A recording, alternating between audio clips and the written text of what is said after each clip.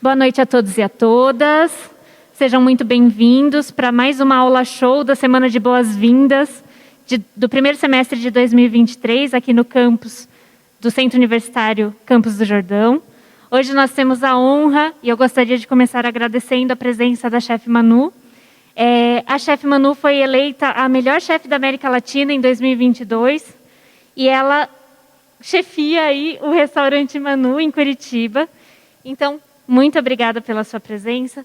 Pessoal, aproveitem a nossa aula show.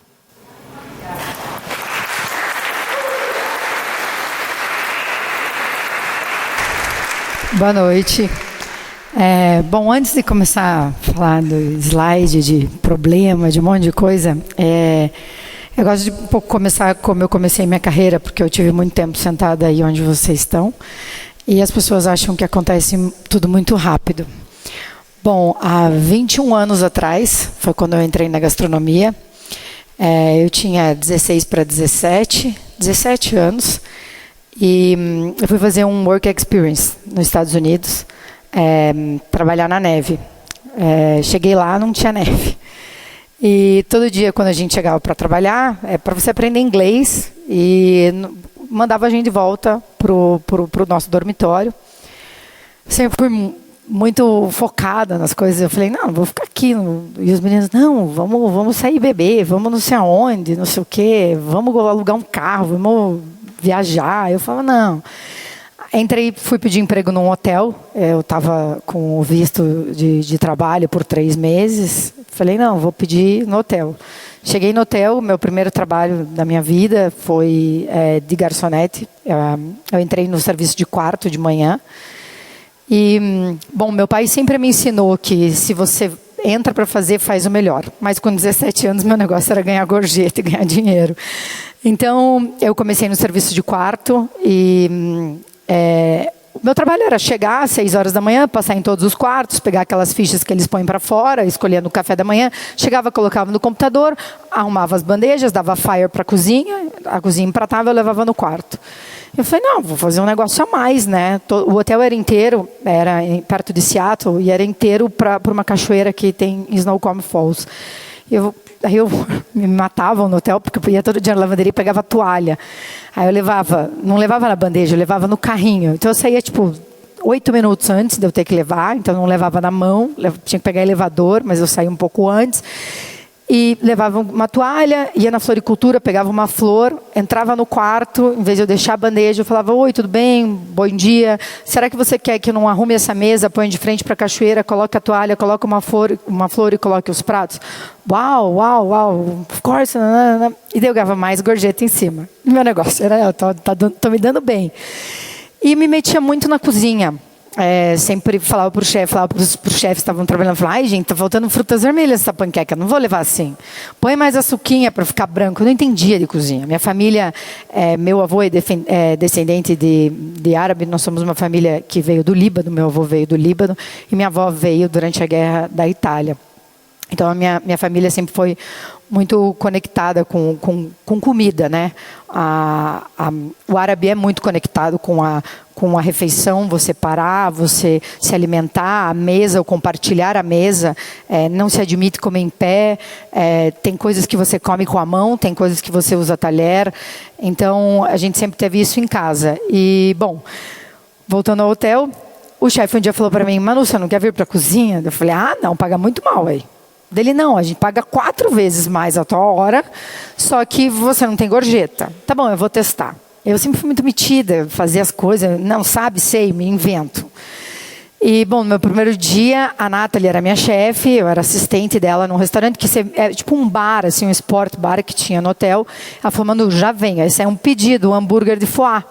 Aí eu falei, vou fazer, né? Eu falei, botei o hambúrguer, quem não sabe fazer? Ela já tinha me ensinado, mas nunca tinha feito foie gras. Botei o foie gras na brasa. A hora que ela desceu, eu estava empratando dela. Ela, what? O foie era assim, estava assim, né? Eu falei, derreteu? Ela, claro que derrete, é fígado, gordura, não sei o quê. Daí eu fui aprendendo, me dando super mal. Teve uma vez que eu tive que desossar os frangos, eram 3 caixas de frango, sabe? Sei. Cortei os frangos na lateral, me subi todos em cima dele, quebrei todos os ossos e abri o frango assim. Daí entreguei. Dele, não, só pode estar brincando comigo. Então eu não tinha feito o curso e voltei ao Brasil. E falei para os meus pais, eu quero fazer gastronomia. Eu tinha 19. Bom, antes disso, gente, trabalhei em barco de pesca no Alasca.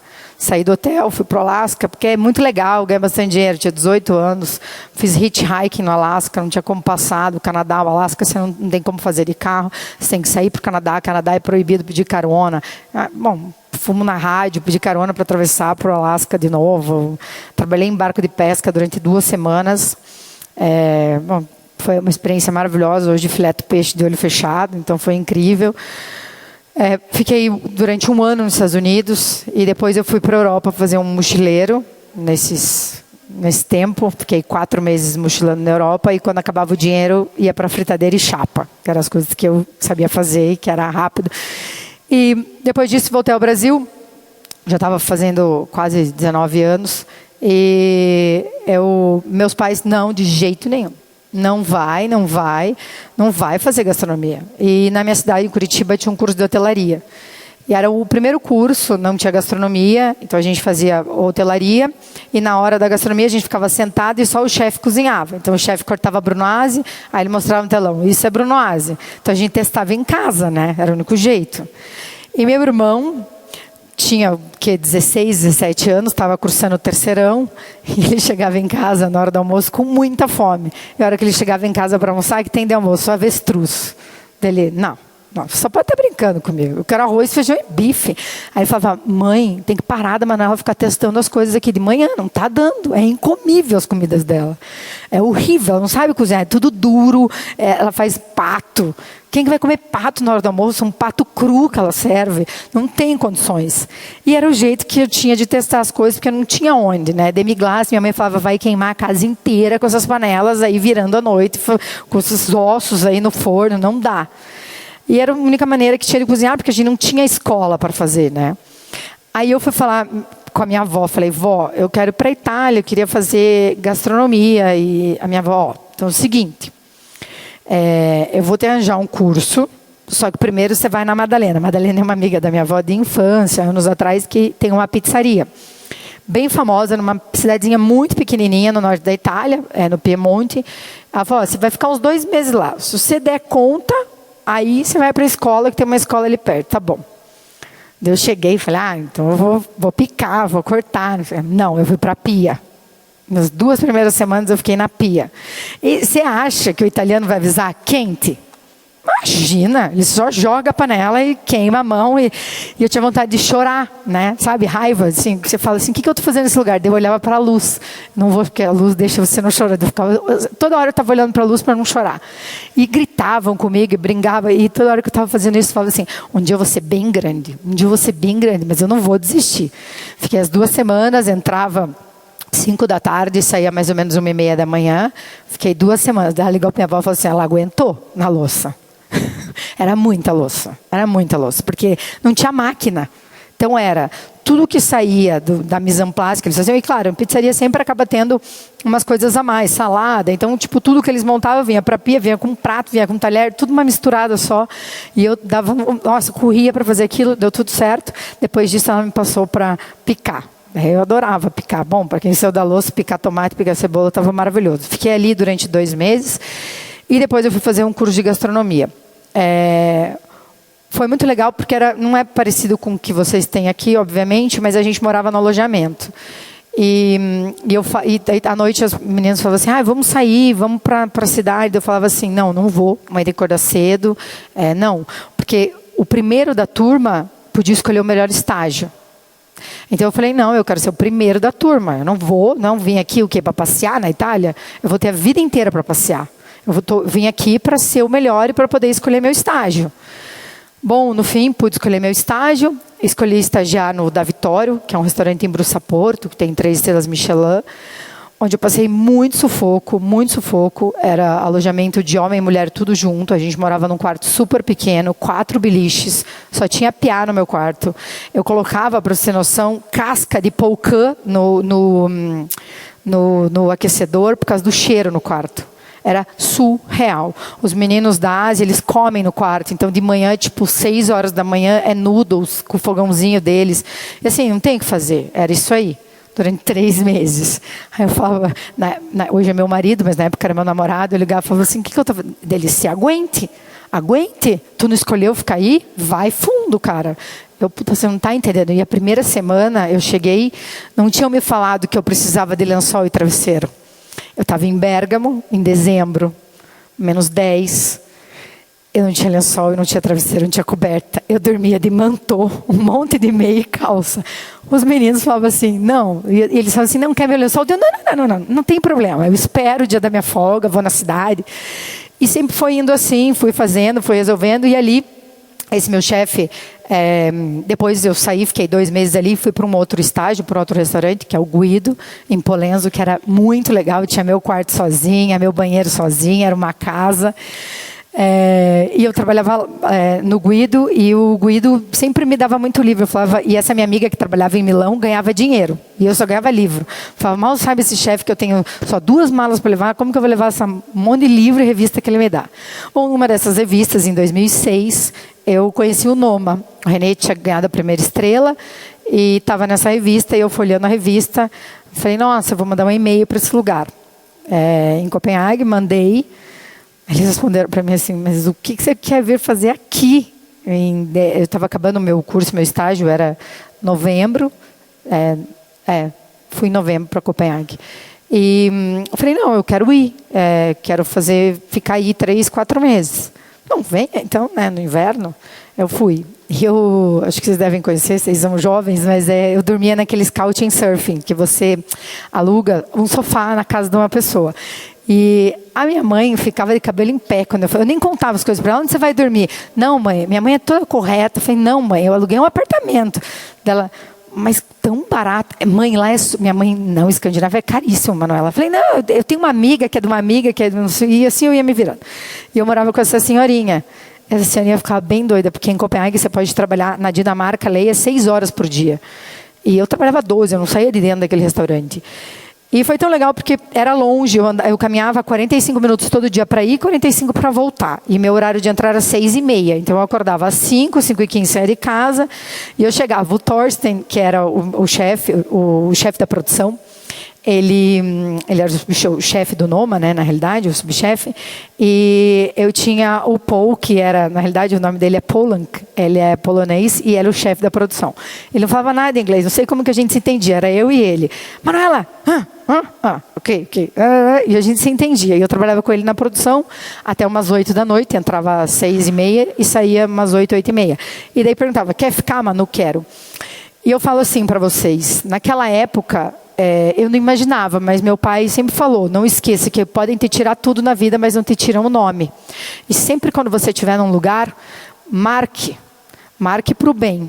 Faça as coisas para que as pessoas lembrem de você no futuro. Eu vou passar um pouco para frente a minha carreira. Em 2016, acontece, eu já estava, né, o Manu já estava bem famoso e tudo mais, mas acontece um negócio chamado Gelinas Shuffle. A gente troca, são 62 chefes, todos os continentes, e num sorteio a gente troca de restaurante por 2 noites. E eu fui cozinhar em Nova York, num restaurante no Brooklyn. E quem era o chefe desse restaurante? Era o subchefe do Noma, que eu trabalhei em 2006. Então, 10 anos depois, ele chegou e falou assim, não acredito que é você.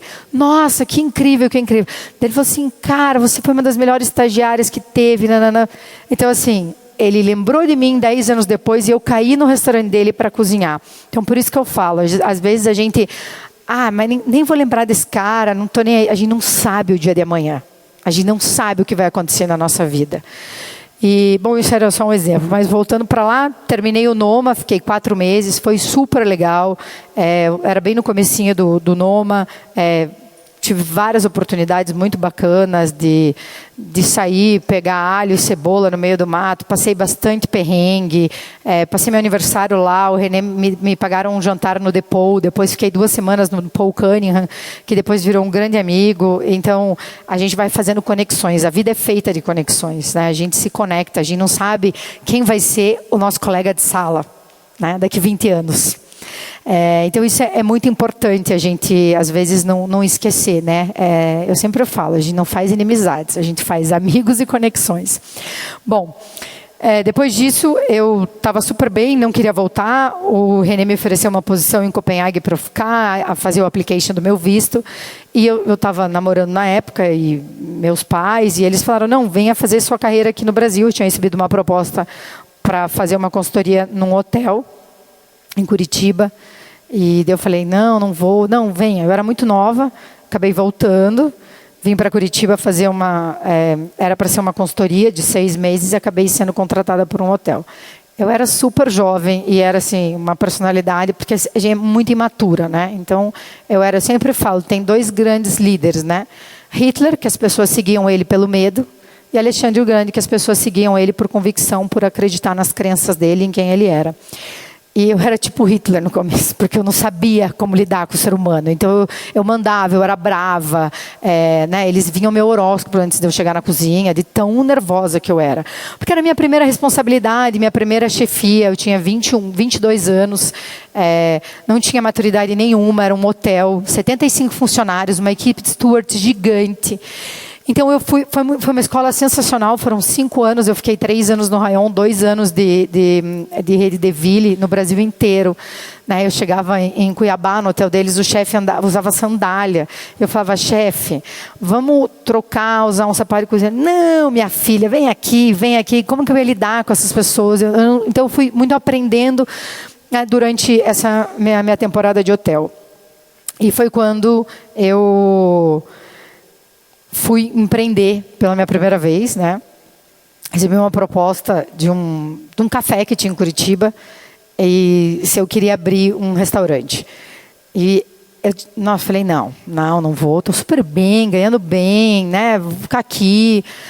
Aí um dia eu sentei, estava conversando com o Dário, que é meu marido, e falei para ele, assim, poxa, mas eu sempre quis ter, né? E todo mundo sempre me puxou muito, né? Não vai dar certo, esse negócio de menu. Quando eu entrei no hotel, eu fiz a consultoria, acabou em novembro, meu primeiro jantar no hotel foi uma ceia de ano novo para 400 pessoas. E eu tinha uma viagem já paga para Punta del Este. Cancelei a viagem, foi minha família com meu namorado na época. E eu viajei só depois, que eu tinha que fazer essa ceia. E o hotel inteiro contra mim. Só o comprador era meu amigo. Ele falou, Manu, é pouca comida. Não vai, pode pedir mais.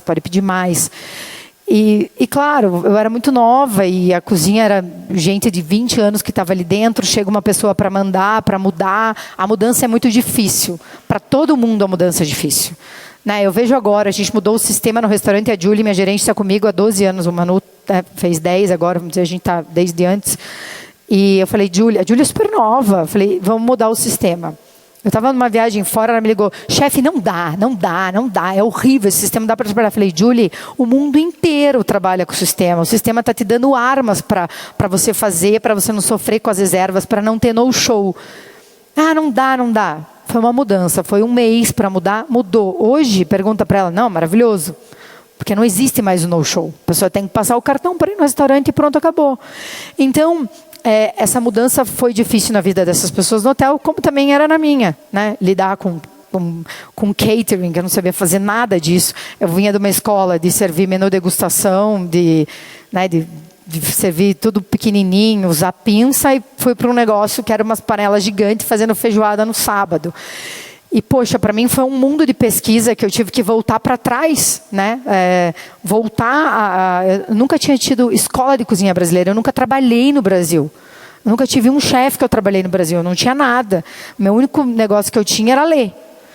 E começo a ler, aprender a fazer feijoada, aprender com as pessoas. E eu perguntava assim para a dona Cida, que depois era minha cozinheira, dona Cida, por que a senhora corta laranja e põe a laranja dentro do feijão para cozinhar? Ela, não, porque daí isso tira o amargor e tal. E eu ia para minha avó. Se acontece isso dela, não, porque você cozinhar o polvo, você põe, eu falei, vó, elas põem rolha para cozinhar polvo no hotel.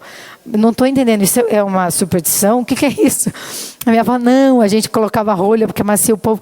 Aí eu comecei a entrar em umas coisas que é cultural, isso é cultura. Comecei a entender o que era aquilo que eles faziam, né? Porque para mim eu não conhecia nada daquilo. E foi muito legal, foi uma história ali de 4 anos. E quando veio o café, meu pai falou para mim assim, você quer abrir o restaurante, quer empreender? E eu errei muito, porque eu queria ser chefe, eu queria abraçar o mundo. Até agora eu respondi para a minha chefe do restaurante, a minha confeiteira vai tirar, a Vani está comigo há 10 anos, ela vai tirar férias agora, 10 dias. Daí ela falou assim, eu falei, tem a Júlia é assistente dela. Eu falei, a Júlia fica. Não, eu ajudo a Júlia. Eu falei, você trabalha na cozinha? Vai abraçar o mundo? Deixa a Júlia, está 2 anos no restaurante, não é possível que em 2 anos a guria não sabe empratar? Né? É uma coisa muito simples. Então, às vezes, a gente quer assumir muita responsabilidade. E quando eu abri o Manu, em 2011, eu saí do hotel 1 ano antes para empreender. E foi quando meu pai falou para mim, eu vou te dar, na época, 160 mil reais. Falei, pai, eu não consigo fazer nada com isso. Dele, te vira. Era um café, eu tive que fazer milhares de mudanças, milhares de tudo. Eu nunca tive sócio, nunca tive investidor. Vou contar uma curiosidade para vocês. O Manu vai fazer agora, né, fez 12 já. Erraram ali, mas anyway. E eu nunca tive forno combinado. Eu comprei o forno combinado na pandemia. Nunca tive. Nunca tive máquina de sorvete. Todos os sorvetes do Manu é feito na mão, como se fazia antigamente. Todos. É feito na mão, a Vani bate, faz o leite de amendoim, aí põe as gemas, bate em banho-maria para montar o sorvete. Então, assim, às vezes a gente tem coisas que a gente precisa aprender.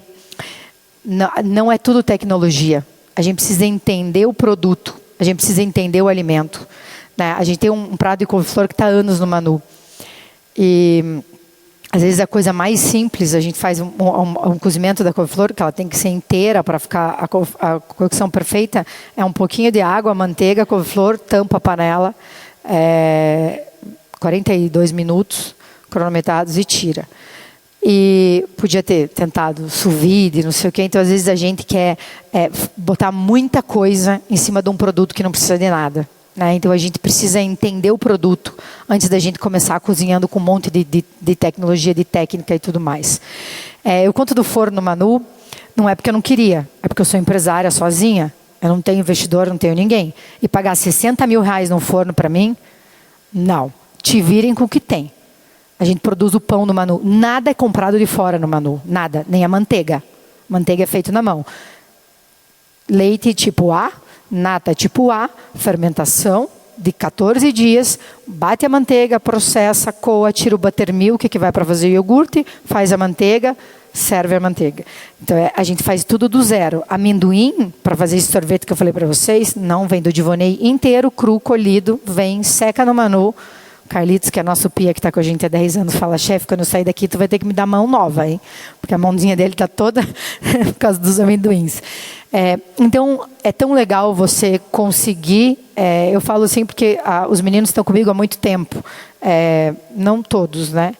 Mas eu acho que a oportunidade você se cria. É muito engraçado, vou contar a história do Henrique, rapidinho. O Henrique está comigo desde os 17. Ele veio, bateu na porta do restaurante...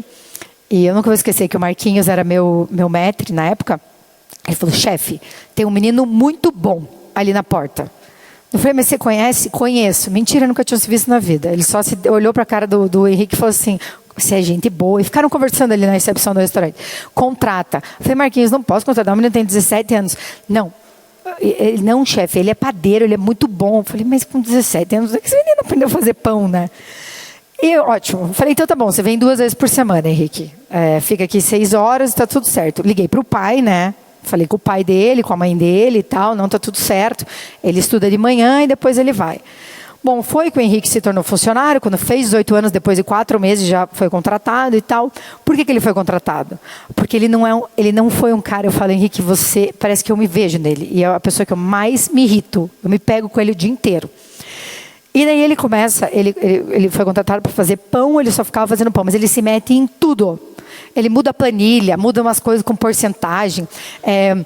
No começo, tudo mudança. Não, vai tudo para o Google Drive, eu sou uma pessoa de papel. Né? Eu gosto de tudo no papel. Aí ele falou, chefe, vamos botar no Drive. Eu falei, não gosto dessas coisas, Henrique. Não, tudo. Aí hoje eu vejo, né? Claro, tudo muito mais fácil. Fez receita nova, tudo, escreve e põe no Drive. Aí todos têm acesso ao Drive, né? E o Henrique foi mudando o menu, né? Ele fez eu comprar a cura do peixe. Não, chefe, a gente precisa de uma geladeira para fazer. Hoje a gente cura todos os peixes de 10 a 24 dias antes de servir. Então a gente tem uma geladeira só para cura de peixes e frutos do mar. Então, assim, foi uma pessoa que inovou o restaurante. Todos os fermentados. E tem um negocinho que olha isso, se fermentou e vai o onômetro para ver se o açúcar, a quantidade de açúcar. A gente tem uma harmonização sem álcool, que é feita, né? E umas coisas muito loucas que ele foi misturando e tal. Bom, surgiu uma proposta de a gente abrir um restaurante nas Maldivas, dentro de um hotel chamado Soneva. Não tive nem dúvida. Foi a primeira pessoa. Falei, você quer ir? Quantos anos ele tem? 21. 21 anos. Ele falou assim, tô dentro, chefe. Foi ele, uma estagiária minha. Não tinha como tirar da minha equipe. Falei, quer ser contratada? Quero.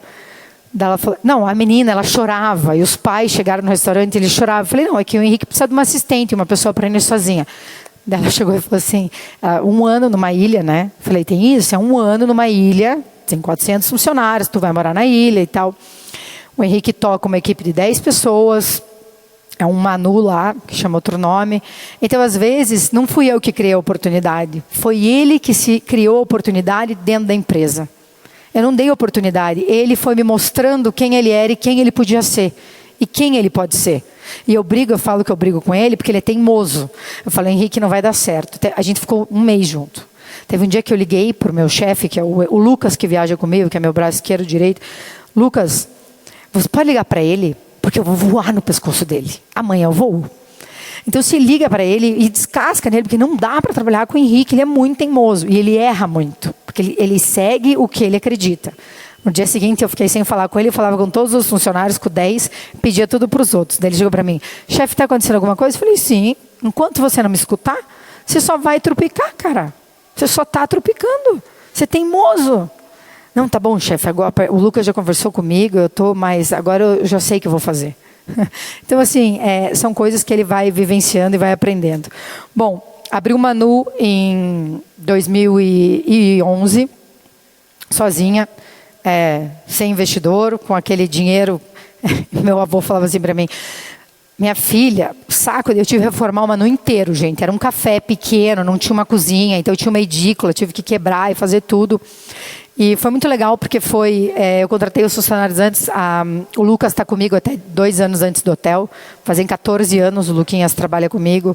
O meu chefe que está indo tocar o restaurante em Nova York. Por enquanto ele só viaja. Então, quando eu abri, meu avô falou para mim, se você comprar areia em saco é mais cara. Se você botar no porta-mala do seu carro, eu falei, mas quantas viagens eu vou fazer? Ué, não quer reformar? Vai gastar menos? Então, eu fiz uma planilha, me organizei, como que eu ia fazer, quanto eu ia gastar. Claro que passou um pouco, nunca peguei dinheiro em banco. Falei, não, vou fazer o que der. Vou fazendo o que dá.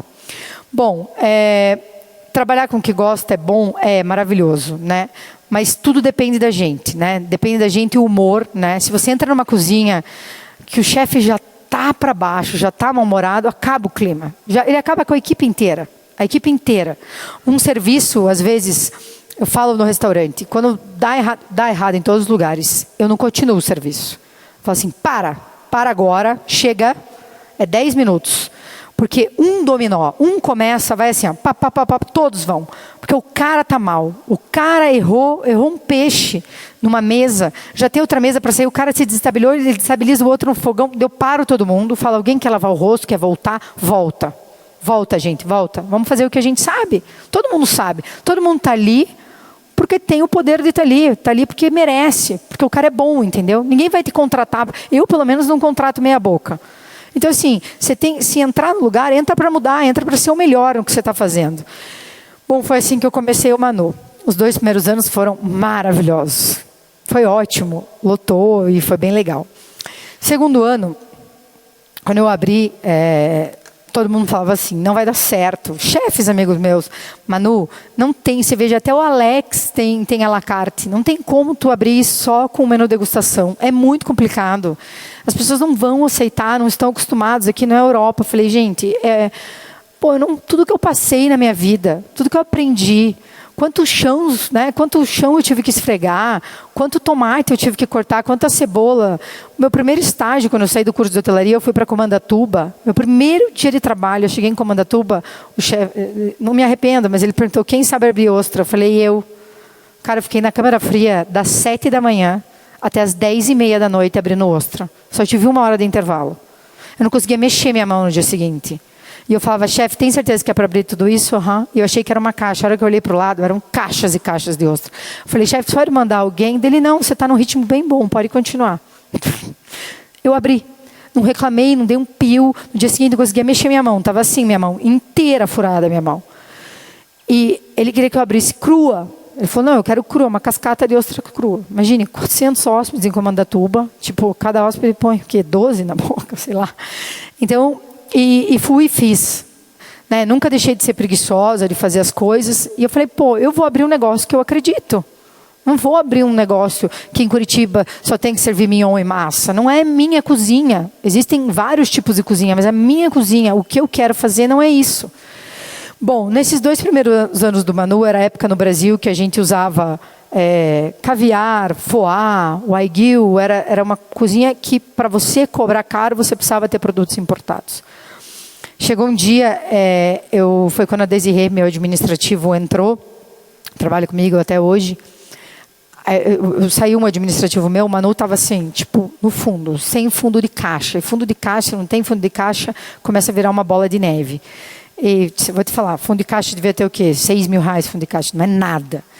A Desi entrou e falou assim para mim, você sabe qual o seu trabalho aqui? Ela é administrativo, nada a ver, fez faculdade de administração, financeiro. Eu falei assim, eu acho que você não está entendendo. O teu trabalho aqui dentro, Manu, é criar. Você está pegando produto caro e só adequando ele, né? É como você pegar uma ostra caríssima e jogar um caviar em cima. Ela falou assim, o teu trabalho eu acho que está invertido. Você tem que criar, você tem que transformar um produto barato no melhor. Ela é leiga dela, não é isso que chefe de cozinha faz? Para mim é isso. Ela falou bem assim. Daí eu fui para casa e falei, cara, eu preciso fazer um trabalho. Daí cheguei com ela, falei, então vamos fazer uma expedição no Paraná para a gente entender o produto que eu tenho aqui, né? E foi muito legal, porque a gente foi uma expedição que durou 2 anos. A gente fez no Paraná inteiro. E uma amiga minha falou para mim, o seu Divonei, que eu comentei do amendoim, que nos fornece açúcar mascavo, melado. Uma amiga falou para mim, para você, uma amiga minha advogada, atende em várias regionais, várias pequenas cidades, falou, cara, para você conhecer o produtor local, você precisa ligar na igreja, seja igreja evangélica ou igreja, e contador. Eles conhecem todo mundo da cidade. E foi assim que eu conheci o Divonei. Uma amiga minha falou, tem um cara perto do meu sítio que produz melado, açúcar e tal. Primeira coisa, eu liguei na Igreja Batista. É o seu Divonei, sim, é daqui da igreja. Eu vou te passar o contato da filha dele. Daí eu liguei para a Débora foi visitar o Nininho, que é o nosso produtor de ostra nativa hoje.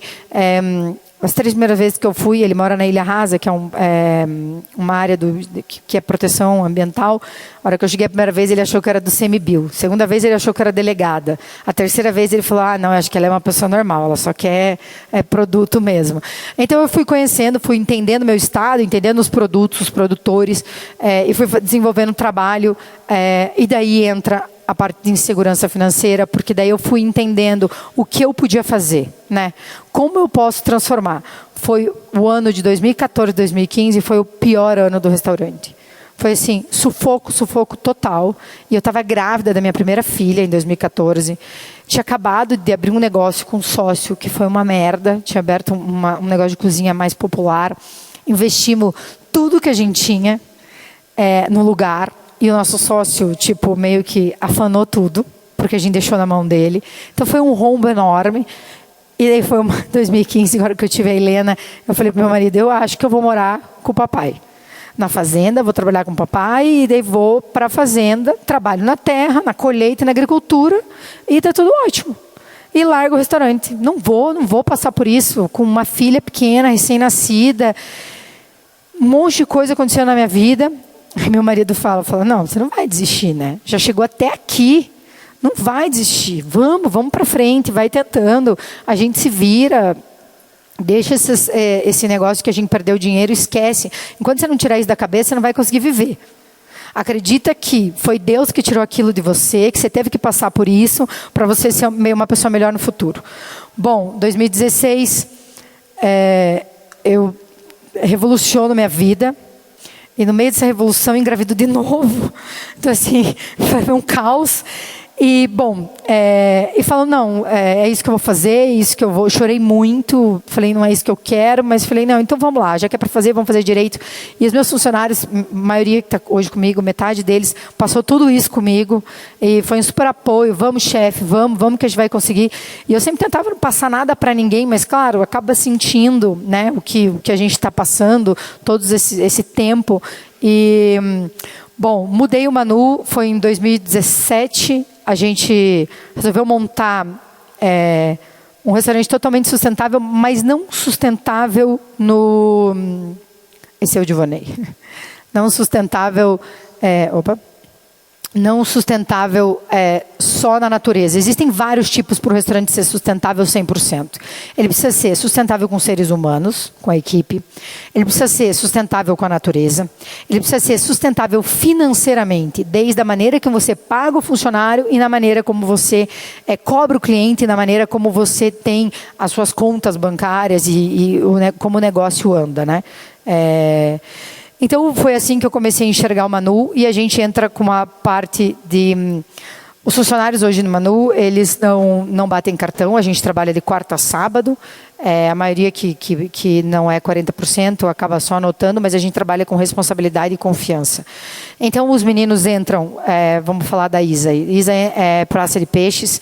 O Giovanni chega com o caminhão dele, a Isa vai escolher o peixe no caminhão do Giovanni, na hora que ele chega, no furgãozinho dele. Então ela sabe que na quarta-feira ela tem que estar lá às 10 horas da manhã.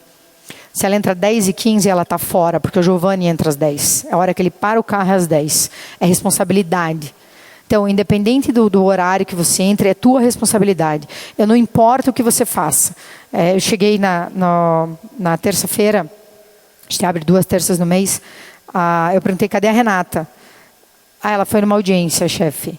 Mas está tudo... A praça dela está certa. Ela tinha que entrar às 9. Ela entrou às 6 horas da manhã. Ela entrou às 6. Ela deixou a praça toda certinha. Às 2 da tarde ela saiu e voltou às 4. Então, assim, eu não ligo desde que você entregue o que você tem que entregar. Né? Eu acho que isso é a liberdade de você ter a sustentabilidade da pessoa se sentir bem ao trabalhar. Ela precisa entrar num ambiente que ela se sinta confortável. Né? Ontem eu falei no Senac, todo mundo riu, e eu falo muito para os meninos no restaurante. Hoje a gente tem o Manu Talk, que acontece 4 vezes no ano, e o primeiro Manu Talk, eu falei, e eles sempre pedem pessoas para vir falar, e esse ano eu falei uma coisa para eles que é assim, na cozinha, gente... Aquelas pessoas que trabalham com você, eles não são seus amigos. Eles não são. Não são seus amigos de infância. E às vezes a gente se engana. Então entra na cozinha, você vai contar o que aconteceu no teu final de semana. Desculpa, gente, ninguém quer saber. Aquelas pessoas não são seus amigos. Não querem saber do que aconteceu na sua casa, a balada que você foi, se você perdeu sua casa, se você se mudou. Você acha que a pessoa acha interessante, mas não é interessante. Não é. Isso é muito verdade. Porque os seus amigos é aquele cara que vai para a praia com você, teu amigo de infância, aquele teu colega fora dele. Pode ser que você crie amizade dentro do restaurante? Pode. Mas não é todo mundo que quer escutar o que você fala. A gente tem que entender isso. A Jaque trabalha comigo há um tempo, e eu chamei ela. Falei, Jaque, ninguém está interessado, faz 3 dias que tu está falando do teu apartamento que está com infiltração. Você já percebeu que ninguém até te responde quando você fala? Porque ninguém está afim de escutar, cara. Ninguém está afim de escutar. Faz teu trabalho. Entra e faz teu trabalho. E pronto. Se quiser conversar, converse coisas sobre o restaurante. Você acaba atrapalhando outras pessoas que estão fazendo outras coisas. E às vezes a gente se desconcentra. Porque a gente está pensando em outra coisa, fazendo outra coisa. Ela chefe, é verdade, né? Eu falei, sim. Eu falei, você sai com alguém aqui? Essas pessoas te ligam no domingo para você almoçar na casa delas? Na segunda-feira para você tomar uma cerveja dela? Não. Eu falei, então, não são teus brother. Eles te respeitam dentro da cozinha, são seus amigos e está tudo certo. Então, isso é um pouco que a gente tem que entender, é o respeito, a maneira de onde a gente está, a gente tem que ter a leitura das pessoas com quem a gente trabalha e como a gente trabalha. Essa parte é a mais importante. Né? Eu viajo com os meninos, o mundo inteiro fora eles vão comigo. de maneira nenhuma, nenhum deles, nenhuma vez, chegou para mim. O máximo, assim, claro, vamos à noite, eles jantam comigo em todos os restaurantes, a gente toma um vinho, está tudo certo, mas ninguém vai para a balada. Ninguém vai sair, vai festar. Tem limite, eles estão ali para trabalhar. Né? Imagina se eu pego um funcionário meu em Nova York, no dia seguinte tem um jantar para fazer, o cara vai... isso é responsabilidade. Eu estou te falando porque já aconteceu isso comigo. É um menino que perdeu a oportunidade. Perdeu a oportunidade. A gente estava em Nova York fazendo um puta jantar, a gente estava em 2 assistentes, um deles foi para a balada, a gente tinha que estar 7 horas na cozinha, ele chegou meio-dia. O que aconteceu com ele depois? Acabou, perdeu a oportunidade. Por quê? Porque ele trocou um dia, uma noite, que ele saiu, por toda a carreira dele. Foi assim, um deslize, foi assim, isso aqui que aconteceu. E até hoje o Zé virou um grande amigo, chefe de um restaurante em Floripa, ele fala, chefe, se arrependimento matasse, eu estava assim, ó, morto. Eu falei, jovem, né? Tinha, na época, sei lá, 19 anos. E ele saiu sozinho. Eu falei, eu não entendi. Falei, Zé, como que você... chefe, fui para o Brooklyn, botei no celular. Eu falei, bom, mas coisas que acontecem. Bom, produtor local, quando a gente fala de sustentabilidade, produtor local, eu sempre falo que sustentabilidade já foi. A obrigação de todo mundo é ser sustentável. Não tem como mais. Não tem como vocês chegaram aqui e eu falar para vocês assim, no meu restaurante, nós separamos lixo, a gente cuida da água, a gente cuida dos uniformes, a gente cuida da energia. É mais que minha obrigação. É mais que minha obrigação ser sustentável para o meu restaurante e para o planeta. Isso não é mais discurso, isso não é mais legal, não é mais cool. Isso é obrigação de todo ser humano, em qualquer empresa, em qualquer lugar onde ele trabalhe, seja em restaurante, seja em empresa de engenharia, seja em empresa de automóveis, é normal. Isso é obrigação nossa como pessoas, como cidadão. Quando a gente fala em comprar local, é uma prática que a gente faz de bairro e o que acontece não só na gastronomia, né? Hoje em dia, tanto na moda, no design, a gente mudou muito, né? O Brasil, ele começou a enxergar uma outra forma de você dar valor, né? Hoje a gente tem grandes marcas no país inteiro, grandes designs, seja de moda, de móveis, pessoas gigantes que estão dentro, e como a gastronomia. Então a gente começa a enxergar o produto um pouco melhor, né? Antigamente, para a gente ter o tucupi, a gente tinha que pagar um transporte, sei lá, para Curitiba, o tucupi custava R$20, o transporte custava 100. Né? Hoje em dia a gente consegue ter essa não globalização, mas esse mercado um pouco melhorado. E que acontece um pouco da geração de emprego, estímulo, fortalecimento e as reduções de carbono. Quando a gente fala isso, eu falo assim que eu sempre penso que o restaurante é muito legal, mas chegou um momento da minha vida que, servir 20 pessoas por noite, o que eu estou fazendo? Quem eu sou? Né? Tudo que eu recebi da sociedade, todos os prêmios de referência, exemplo, o que eu estou devolvendo para a comunidade de volta? Foi quando me chamaram para fazer o projeto das hortas urbanas, que já fazia parte, isso foi em 2012, a gente começou as hortas urbanas em Curitiba.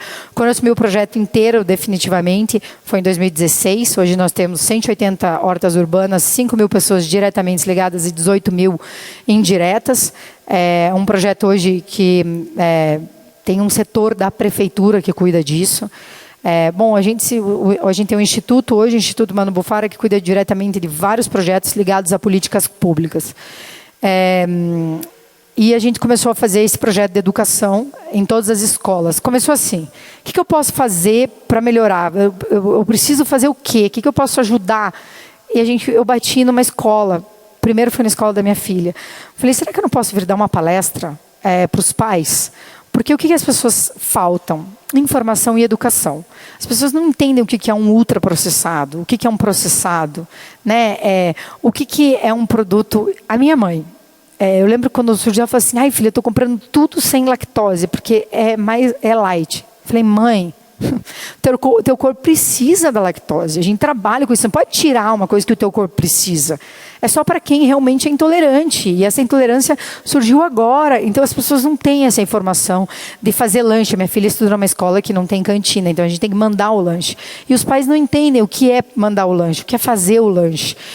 Então eu comecei a me envolver nas escolas. Hoje a gente faz esse trabalho em maioria das escolas municipais. E acabei me envolvendo nessa parte local de gerar pessoas e conhecer pessoas, né? Foi tão legal, a gente abriu estágios para os feirantes de Curitiba. Já passaram 6 meninos no Manu, que são filhos de feirante e queriam entender sobre produto. E eles entraram na cozinha, passaram 4 meses cada um, e a venda deles aumentou um monte, porque deles vem receita, eles ensinam a fazer, eles vão fazendo coisas que as pessoas não sabiam. Então a gente fez esse projeto que foi muito legal, durou 1 ano. Bom, diversos outros projetos, mas se eu me estender aqui, a gente vai muito longe. Essas são algumas coisas que a gente trabalha no Manu. Essas frasezinhas estão coladas por toda a nossa parte de fora, onde a gente trabalha. O Manu é bem pequenininho por tudo isso que a gente faz, mas é um restaurante que a gente tenta manter muito organizado. A nossa equipe é de 13 pessoas, a gente atende 20 pessoas por noite. E a gente começa o serviço cedo. Meus funcionários têm que estar em casa, saindo do restaurante até umas 11h30 da noite. Eu acho um absurdo o cozinheiro falar: eu trabalho 18 horas por dia, eu não tenho vida. Não. Todo mundo tem que ter. Tem que estar na rua às 11h30, a gente pode fazer. A primeira reserva no Manu é às 6. A gente pode ensinar as pessoas a comerem cedo. É tão legal comer cedo, você está em casa às 8h30 da noite, você pode ainda tomar mais um vinho, você pode assistir uma televisão, um filme e dormir. Então a gente ensinou o comensal a comer cedo. Então hoje a última reserva que pode entrar no Manu é às 8. E às 8h30, quando a pessoa é muito insistente, a gente deixa entrar às 8h30. Bom, produtores locais, reuse, reduz e recicle. A gente faz um projeto, por exemplo, as caixinhas que vêm, vamos falar, vem aqueles brotos em caixinhas. No Manu não pode jogar essa caixinha, você precisa cortar. Então, em vez de jogar a caixa que ocupa um espaço muito grande no lixo, a gente corta ela, a gente já cronometrou. 10 segundos você consegue cortar a caixinha, diminuir, o lixo se torna muito menor. E você consegue usar um saco de lixo azul, que é reciclável, durante 1,5 semana, cortando. Por exemplo, o leite, que a gente não usa o leite de caixinha, a gente usa o leite que eu vi que vocês usam também, que é uma embalagem de plástico. A gente lava, e é tão engraçado, porque há 3 anos atrás, o nosso Pia, o Carlitos, falou assim: chefe, eu achei um cara, meu vizinho, que é um carrinheiro que vem pegar essas garrafas de leite. Falei, sério. Daí eu fazendo reunião com o carrinheiro, eu e o Carlitos. Então, o senhor vem aqui toda sexta-feira? Eu venho. Então, a gente começou a juntar para ele, de 15 em 15 dias, as garrafas, a gente põe numa caixa de papelão, e ele vem buscar, e é super caro para venda. Ele falou que é a coisa que ele mais ganha é esse plástico. Então, a gente acaba fazendo esses projetos e todo mundo acaba se envolvendo. Hoje, eles mandam essa esponja para Goiás, a esponja de lavar a louça. Para Goiás, tem umas meninas que trabalham num projeto que elas fazem sapatos. Então, elas usam a esponja para fazer a sola do sapato. Aí, eles juntam as esponjas para poder mandar. Gente, não sou tudo eu que pesquiso, não. É a galera que trabalha no restaurante. Eles vão trazendo essas informações, tudo compartilhado, e a gente vai trazendo a melhor forma de trabalhar. Bom, organização de produção. Fala, Manu, parece o povo sai de lá meio louco, mas a gente trabalha com horário. Cada um faz a sua organização de produção. Então, a Rê, que trabalha de manhã, ela entra entre 8 e 8h30, então ela chega, ela põe assim na produção dela. É a maneira dela se organizar. É que ela pegou o Henrique, que era antes da produção, então ficou essa produção. Então, das 8 às 8h15 eu arrumo as bancadas, 8h15 às 8h20 eu coloco isso, das 8h20 eu vou fazer todos os cortes, faz por horário para ela acompanhar o dia dela até às 7h30 da noite, ela está livre e poder ir embora. Então, os estagiários dela ficam meio doidos, porque é tudo com horário, eles ficam assim toda hora. Eu falei, Rê, você vai deixar esse cara pirado? Porque ela funciona muito bem trabalhando assim, mas às vezes tem pessoas que ficam meio alienados. Ela está com um estagiário novo, coitada. O menino saiu... a gente abriu o restaurante no dia 16, treinamento, teve o Manu Talk 17, produção, e dia 18 foi o primeiro dia dele. E eu entrei na cozinha, eu estava lá na frente, no passe, e ele estava aqui na produção. Ele não estava. Aí eu passei e falei, gente, de quem que é essa tábua? Perguntei. Ele falou assim, ué, cadê o menino? Falei, que menino? Aí saem atrás do menino. Ué, o menino foi embora, gente. Falei, quem foi embora? O estagiário? Gente, é pena que eu não filmei. Imagine, a faculdade, sei lá quantos anos que fica na faculdade, 2, 3 anos. Não, era inacreditável aquilo. Tinha cebola pela bancada inteira. Aí tinha um bowl com cebola dentro, um tanto de cebola aqui, uma cebola, e estava assim a tábua. Deu 6 horas, ele foi embora. Ele deixou daquele jeito. Ele deixou a tábua assim. Não, eu fiquei... Não, eu falei, gente, tira foto, gente, isso não é normal. Eu falei, vai ver se ele não está no banheiro. Eu falei, vamos esperar 15 minutos. Vai que o menino foi lá, não sei, foi respirar um ar. Não, ele não voltou. Ele foi embora, ele se trocou simplesmente e foi embora. Aí no dia seguinte, a Renata chegou para ele e falou assim, cara, dele não, é que deu meu horário. Daí ela falou assim, não, você não pode deixar a bancada daquele jeito. Não, mas daí ia passar do horário. Daí a Renata falou assim, ó, cara, vou chegar aqui e vou te explicar. Se não é melhor você já sair daqui, troca de estágio e a gente dá oportunidade para outra pessoa. Aí ele chegou para mim, depois, né, acho que ela conversou com ele dele, chefe, desculpa aí, hein? Desculpa aí, hein? Daí ele fica toda hora assim, ele é bem nervoso, né? Dele, desculpa aí, né? Ele falou acho que umas 15 vezes. Falei, não tem problema, já está perdoado, só não erra de novo, uma vez ok, né? Eu sempre falo, quando os estagiários chegam, eles têm um manual de estágio no restaurante, né? Coisas assim, gente, não fechar a porta com o pé. Sabe? Tipo, a pessoa está agachada, levantou, bate assim. A gente tem que colocar isso, porque volta e meia batem o pé para fechar a porta. Então tem isso no manual de estágio também. Coisas muito básicas, assim, não põe a faca na pia para lavar. Coisas assim, pendure seu uniforme, né? Porque daí joga de um lado. E a gente dá armário, tem lugar para botar sapato. Assim, tem que colocar um negócio bem, bem certinho de como funciona. E a gente dá no menu café da manhã, almoço e jantar todos os dias. Por mais que tenha 2 funcionários de manhã, tem café da manhã, tem tudo certinho. E daí eles chegam e falam assim, mas... E eu fico impressionada, porque quando eu fazia estágio, eu queria ficar mais que 6 horas. Queria ficar 8, 9 horas, queria ficar no serviço, queria ver, queria acontecer. E eu falei, gente, cadê essas pessoas? Eu falei, vocês não entrevistam essas pessoas que vêm aqui? Porque eu fiquei muito impressionada com a tábua. Até agora eu estou impressionada. Eu não acreditei naquilo. Eu fiquei assim, chocada. Bom, o espaço físico, quando eu falo, a gente precisa manter a melhor maneira do espaço físico, quando a gente pensa, eu sempre falo assim, e é engraçado, né? A pessoa vem, tem um monte de gaveta aqui. Aqui não tem nada, né? Aonde a pessoa põe a tábua? Nas gavetas. Daí você fica lá, licença. Daí abre a gaveta, daí ela volta. Licença. Daí abre a gaveta e volta. Aí eu falo, deixa eu te falar, vem aqui, ó. Aí ninguém te incomoda. Aí você não tem que ficar toda hora tirando a perna por causa da gaveta. Coisas assim básicas, né? Trabalhar com as 2 mãos. Trabalhe com as suas 2 mãos. Não precisa trabalhar só com uma. Na hora de empratar e... Bom, organização de produção, o cardápio, a gente tenta organizar para fazer menu degustação. A gente precisa entender muito sobre a quantidade de gorduras que você põe. Você não pode deixar a pessoa fazer um menu que a pessoa fique muito entupida. Ela precisa chegar até a sobremesa. Não acabe com o serviço da confeitaria. Precisa chegar até a confeiteira. E às vezes a gente acaba colocando demais. Gente, quantidade não é qualidade. Sabe? Eu tinha a Dedé, era minha subchefe há 12 anos, saiu para empreender, abrir um restaurante em Noronha. E no começo a Dedé assim, vamos mandar 2 pratos a mais. Eu, não. O menu está feito para isso. Por que vai colocar mais 2 pratos? A pessoa vai sair por aqui. Não dá, a gente precisa entender o quanto a pessoa come, o quanto é para o corpo da pessoa. A gente não precisa ser a pessoa cheia, passando mal do restaurante. Consumo de energia, água, essas coisas nem precisam me falar, né, para vocês. Planejamento de compras. A gente é um restaurante que a gente não pede nada por telefone. Graças a Deus a gente tem seu Santo Nivaldo. O Nivaldo é nosso motorista, trabalha com a gente há 9 anos. O seu Nivaldo conhece mais os produtores do que eu.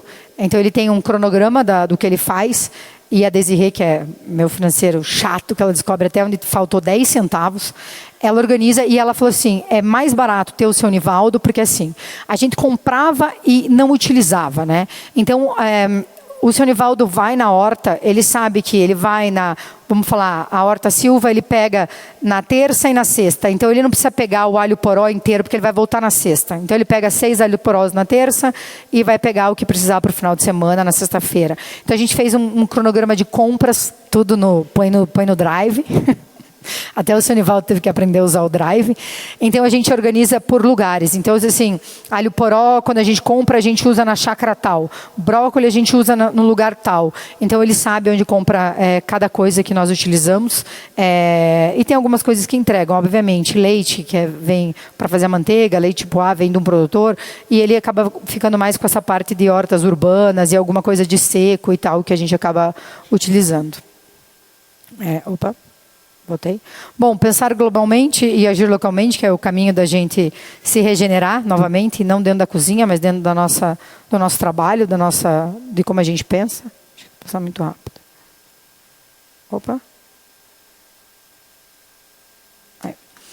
Bom, quando a gente fala, eu falo em processo criativo, cada um tem o seu, gente. É muito, muito difícil cada um ter o mesmo processo. Eu vou explicar um pouquinho como que a minha mente trabalha. Eu não trabalho com a formação de um prato, tá? Eu vou pegar a vieira aqui. Essa salsa de aspargos aqui, que a gente faz, ela já foi de outros pratos. Ela não necessariamente, eu sento e falo, vou fazer uma vieira, né? Então, essa salsa, ela foi de outras coisas. Então, as receitas não são membradas, elas são desmembradas. Então, por exemplo, a gente tem uma espuma de iogurte, que hoje está na confeitaria, que a Vani usa para sobremesa. Ela é super sour, ela é bem, assim, muito ácida, é feita com um mel de saiki bem ácido. E ela, antigamente, era de um peixe cru.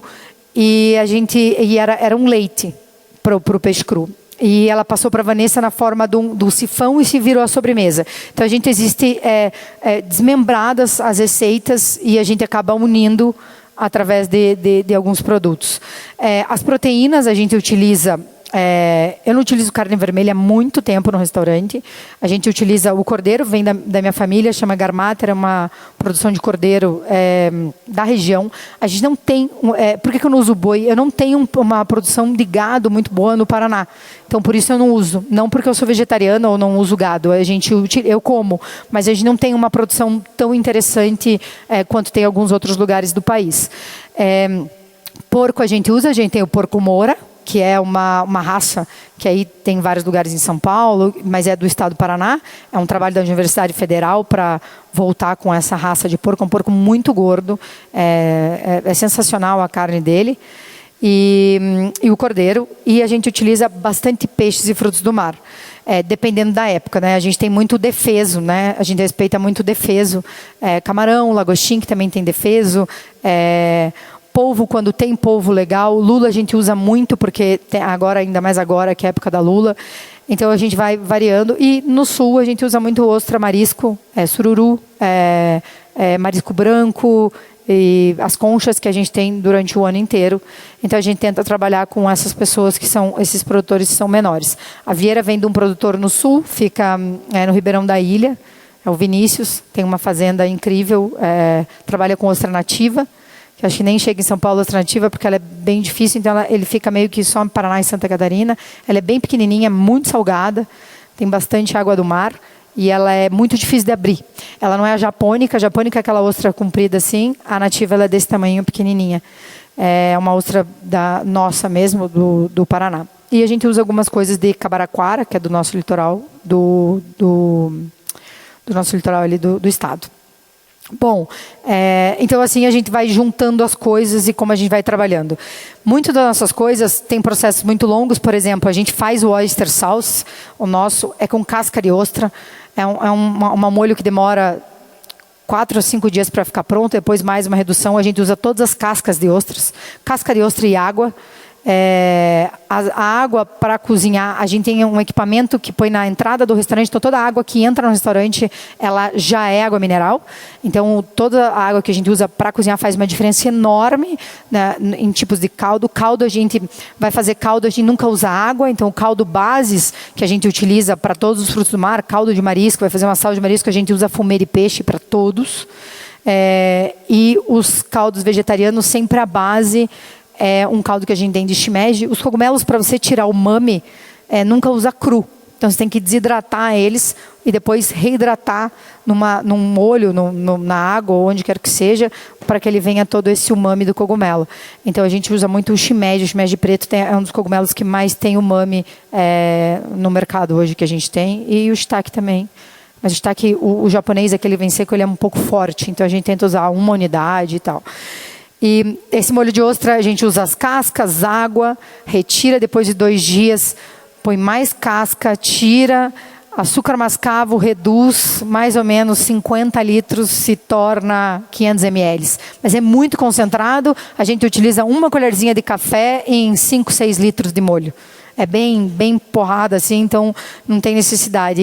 E foi um molho, porque a gente tinha muita casca de ostra, a gente usava no menu, muita ostra, era um snack. Então, a gente começou a desenvolver, pensar o que a gente tentou caldo de ostra, tentamos várias formas e acabou um teste. Terça-feira o Manu abre 2 vezes no mês, não para cliente, mas é aberto para os meninos. A gente deixa eles utilizarem, fica uma cozinha de teste. Então, acaba que eles trabalham, a maioria vai terça-feira. Eles ficam lá, mas é livre, não precisa eu estar, não precisa ninguém estar, só a chefe abre e eles ficam lá de manhã, tarde. Às vezes eles levam coisas, às vezes não, mas é a maneira que a gente encontrou também, porque muitas vezes eles querem testar e querem utilizar, e às vezes durante o dia na correria não tem essa liberdade de poder fazer, e a gente acabou dando essa liberdade nas terças-feiras. Não tem obrigação nenhuma, mas a maioria gosta, porque às vezes vem umas ideias legais e acaba tentando isso para... E eu sempre falo, né, o que você cria no lugar, isso é uma frase do Alan Ducasse, o que você cria ali, se você trabalha, vai ficar ali, né? Então é uma maneira de você também utilizar a sua criatividade e os outros provarem, né? Cara, tá horrível, não dá para usar, tá bom, dá. E novas maneiras de fazer a cocção, de mudar, né? Alguma coisa que a gente acaba utilizando. Bom, ele ajuda sempre a estruturar as linhas dos pensamentos. Pode ser que uma receita às vezes não deu certo, mas não esqueçam de anotar. Às vezes a tua ideia foi muito boa, mas ela foi mal executada, ou o produto não era legal. E às vezes a gente passa. Não vou utilizar mais, não deu certo, isso aí não ficou legal. Né? A gente, no restaurante, a gente usa muito pouco leite de vaca, porque tem muita restrição à lactose. Aí toma lactate, não toma lactate. As restrições, depois que vocês entram dentro do restaurante, é uma coisa surreal. Assim. O Henrique agora, lá nas Maldivas, ele sofre tanto. Tinha uma pessoa que eu falei, Henrique, a pessoa, ela não comia nada. Ele mandou a lista e falou, chefe, o que eu vou cozinhar para ela? Ela não come azeite de oliva, ela não comia manteiga, ela não comia cebola, ela não comia alho. Ela tem problema com leite, tem problema com glúten e não gosta de castanhas. Ela vai morrer se ela comer castanha. E, tipo, a nossa cozinha, a base da cozinha do Manu é leite de castanha. Muito leite de castanha a gente utiliza. Em vez de nata, a gente põe muito a base da castanha de caju batida, 1 para 1. Castanha de caju a gente hidrata na água, desidrata no forno, reidrata nessa água ali de novo e bate, processa, e a gente usa como se fosse um creme de leite nas salsas. Então, tipo, aquela salsa de 4 dias você fazendo, você põe, não tem como se tirar. Não tem como. Então a gente começou a ter... E é legal porque essa coisa é cultural de país. Então a gente teve que fazer uma cozinha totalmente diferente para ele lá, porque ele estava sofrendo muito. E ele se desenrolou bem, porque, por exemplo, não tem farinha para fazer farofa. Aí ele ligou, chefe, eu pensei de ralar a mandioca, secar, falei, Henrique, vai ficar dura. Não, eu falei, então faça. Claro, ficou dura com a perna, não dá nem para comer. Falei, Henrique, tem que fazer de uma outra forma. Faz a puba, tira a água e vai desenrolando que vai dar certo. No fim deu, ralou, secou na mão e daí foi fazendo. Aí ele falou assim, como que era aquele... A gente fez um tucupi na Austrália com nabo. Não ficou assim maravilhoso, mas assim, deu um umamezinho, não era a coisa mais sensacional do mundo. Falei, mas a gente estava sem tempo. Tenta fazer aí com um pouco mais de dias e ver se dá certo, porque no Japão se usa muito nabo fermentado. Falei, pode ser meio que parecido, ou tenta fazer um kimchi e depois bater o kimchi. Pode ser que tenha bastante umami. No fim, ele está usando um kimchi batido, que tem bastante umami, para colocar nas salsas, para tentar substituir o tucupi. Então, acho que a gente vai tentando sair um pouco, abrir a mente e sair um pouco do que a gente está acostumado. Bom, eu sempre falo que a gente é o elo, né, para ajudar a impactar nas alternativas do mundo, nos restaurantes, nas nossas histórias e experiências. A gente precisa escutar mais, né? Um colega, eles estavam falando, vocês estão em 40 na sala. É tão interessante você escutar o que esses 40 têm ali. Não digo conhecer como amigo, mas escutar de onde eles vêm. Pode ter certeza que a cultura alimentar de cada família é diferente de uma família para outra. E é tão importante porque, às vezes, é um clique. Né? O senhor Nivaldo falou, não dá para levar a Manu nas casas dos produtores. Ela senta, quer tomar café, fica conversando, e daí demora muito as compras. Tem um produtor nosso que ele passa o café com caldo de cana. Ele não passa com água. Eu lembro a primeira vez que eu fui há 10 anos atrás, e eu levei depois uma subchefe, a Débora foi servir o café, eu fiz assim. Mas ela botou um balde de café. Eu só fiz assim, não, ela não entendeu. A hora que ela foi tomar, ela, nossa, o que é isso? Eu falei, ele, não, aqui a gente passa café com garapa. Calcule o café como deve ser. Ele ferve a garapa e passa o café. Tipo, é um mel só o café. É imbebível. No fim, depois a gente criou uma sobremesa com esse... Porque fica na mente, né? Essa maneira de fazer o café que eles fazem. A gente também é igual... A gente faz um café também no Manu, não está esse ano, mas a gente faz um café direto com o braseiro. A gente coava o café, fazia como era antigamente, a água, o pó de café, e daí você põe a brasa, e daí ferve aquilo ali, e daí passa o café no filtro. Antigamente se fazia assim. A gente aprendeu também com o produtor, e era assim, na mesa era aquela coisa sensacional, e coitada da Cláudia que teve a achar a torra perfeita, que é que faz a nossa torrefação do café, para poder fazer esse tipo de trabalho. Então a gente vai descobrindo, e às vezes as coisas que estão do nosso lado a gente não dá bola e acaba esquecendo, né, de como a gente trabalha, de como a gente faz as coisas, e não dá atenção ao que está pertinho da experiência que está perto da gente. Bom, eu sempre falo que a comida deve ser saudável para o corpo e regenerativa para o nosso planeta. A gente precisa melhor entender quando a gente cria um prato. Às vezes a gente vai naquela coisa muito básica e esquece, né? Eu estava, no passado, dei uma palestra e eu estava junto com o Alex, e depois a gente saiu, e eu nunca tinha pensado nisso. O Gary McGee deu uma palestra depois da gente, e ele falou uma coisa que eu nunca tinha me tocado, né? E depois você começa a prestar atenção. E até ontem eu estava almoçando e eu prestei atenção nisso.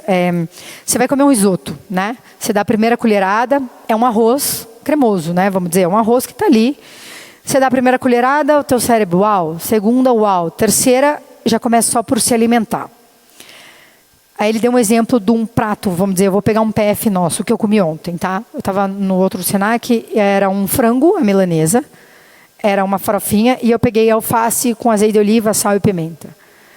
Cada hora que eu ia, eu tinha o crocante, aí depois eu coloquei o frango com a farofa, era um sabor, o frango com o alface era outro sabor. Então, cada vez que a pessoa vai dar uma garfada, ela precisa ter o estalo no cérebro, senão só fica a mesma coisa. E a gente esquece isso na hora da gente montar o prato, né? E são coisas muito simples que a gente precisa. Eu sempre falo assim, eu preciso causar no cara que está sentado ali. Porque ele saiu à noite, ele escolheu o meu restaurante. No Japão, quando você chega, eu tive a oportunidade de ficar com o Narizawa 2 dias no restaurante dele. E eles chegam, eles se juntam todos eles olham para a porta, e eles falam obrigada, todos, para os clientes que vão entrar essa noite, por dentro de tantos restaurantes que tem no Japão, escolheram aquela noite para estar ali. Nossa, aquilo me arrepiou. E eu falei, poxa, dentro de tantos restaurantes que tem em Curitiba, essas pessoas se arrumaram para estar ali. Então, na realidade, toda a nossa profissão de garçom, de maître, de cozinheiro, do menino que está na pia, de todas as pessoas que estão ali, do segurança que está na porta, tem uma palavra só: servir. É esse o nosso trabalho. Todas as noites o nosso trabalho é servir, é isso que a gente faz. Então a gente tem que entender isso, né? E entender que muitas vezes a gente vai escutar críticas. A gente vai, né? Hoje eles tentam me mandar, eu não ligo, mas tem haters por todo quanto é lado. Hoje teve esqueci o nome, no TripAdvisor.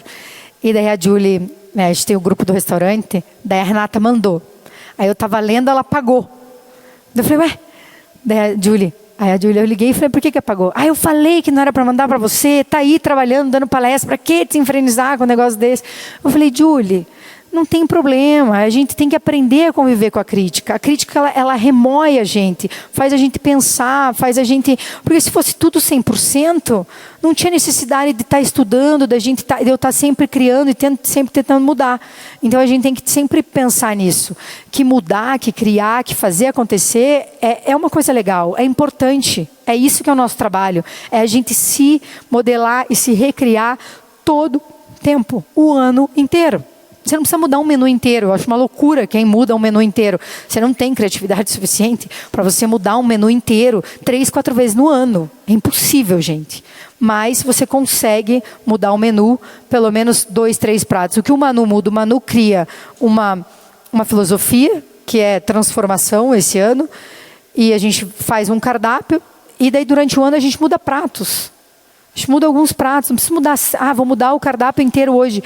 Poxa, daí não dá. Daí você começa a ver livre e começa a se sair do que você quer. Né? Eu acho que a criatividade, ela vem.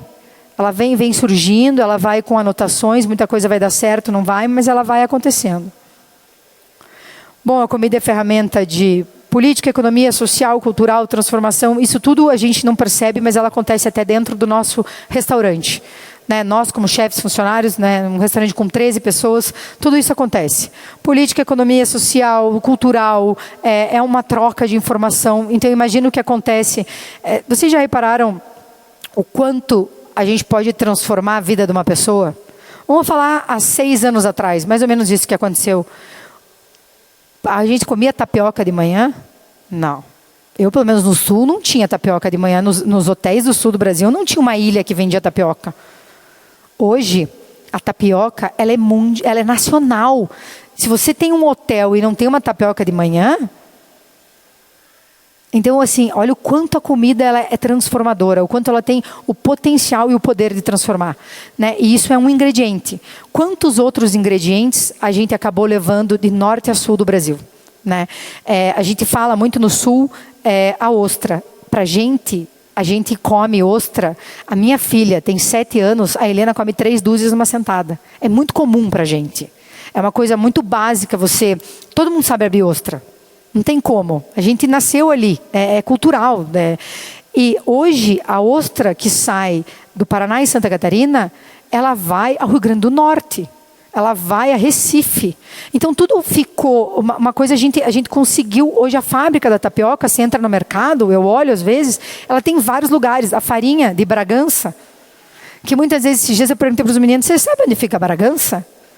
Aí eles falam assim, não, onde fica? Não, e a farinha, o nome é Bragança. E muitas vezes ela não é produzida lá. Ela é produzida, é igual castanha do Pará. Né? Ela é castanha do Brasil, você encontra em várias partes do Brasil.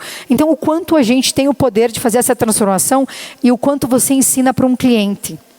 Você tem noção do cara chegar à noite, ele vai comer no teu restaurante e ele nunca viu aquilo na vida? Né? Às vezes perguntam, o que é cumaru? Poxa, tão legal. Quando perguntam o que é botarga, que é uma coisa muito comum para nós, e a gente tem que levar uma botarga, o cara, nossa, eu nunca vi isso. Tem como eu apalpar? Tem como eu mexer? A gente leva no vácuo. Onde eu compro? Então, assim, é tão legal você fazer essa transformação, você não imagina o quanto quanto é valor, o quanto ele vai contar para quantas outras pessoas que ele conheceu um ingrediente, que ele vai poder mostrar e acontecer, e só na casa dele ele vai poder fazer isso. Né? Para quantas pessoas vivem com ele. Quem cozinha faz escolhas mais saudáveis. Quando aprendemos a cozinhar, a gente se sente fortalecido, independente, tem uma relação mais íntima com a nossa saúde. É muito legal quando você vê várias amigas minhas, como vocês devem ter colegas de vocês que não trabalham nessa área. Para eles, o processado é saudável. Né? Vamos falar de um biscoito. Tem uma amiga minha que fala, não, esse biscoito Bela Vita, que é um biscoitinho, é super saudável. Então, assim, é a falta de conhecimento, é a falta de você, da marca, de você entender. Quando você está na cozinha, você é empoderado. Você tem o comando de tudo aquilo. Você faz o que você quiser. Você muda a panela, você muda o gosto. Você está sozinho. Você tem noção do poder que você tem dentro ali. Estou falando cozinhando para os seus amigos, cozinhando na sua casa, ou cozinhando dentro do restaurante. É você ali. É só você com você. Você vai fazer aquele momento acontecer. Eu sempre falo, os meninos falam, chefe, você não põe muito sal, porque o sal não é para salgar. O sal é para realçar o sabor. A gente tem que tomar muito cuidado com essa coisa do sal dentro da comida. Porque às vezes sal tem na mesa. Se o cara quiser, é melhor uma comida com menos sal do que com mais sal. Bom, acredito que a gente, quando recebe, o que eu falei para vocês no começo da palestra, a gente precisa começar a receber e doar de novo. Doar na forma de conhecimento. Às vezes a gente tem preguiça, né, de ensinar, de parar. Ensinar que eu digo assim, às vezes tem um colega cortando mal, aí você fala assim, ai, que preguiça, ter que parar, ensinar ele do jeito que é para fazer e tal. E na realidade, esses 5 minutos vai fazer uma grande diferença na sua vida e pode ter certeza que vai fazer na vida do seu colega. E às vezes a gente deixa passar. Eu também tenho, às vezes, preguiça. Estou na cozinha, aí estou vendo ali, eu falo, ai, meu Deus, vou parar lá.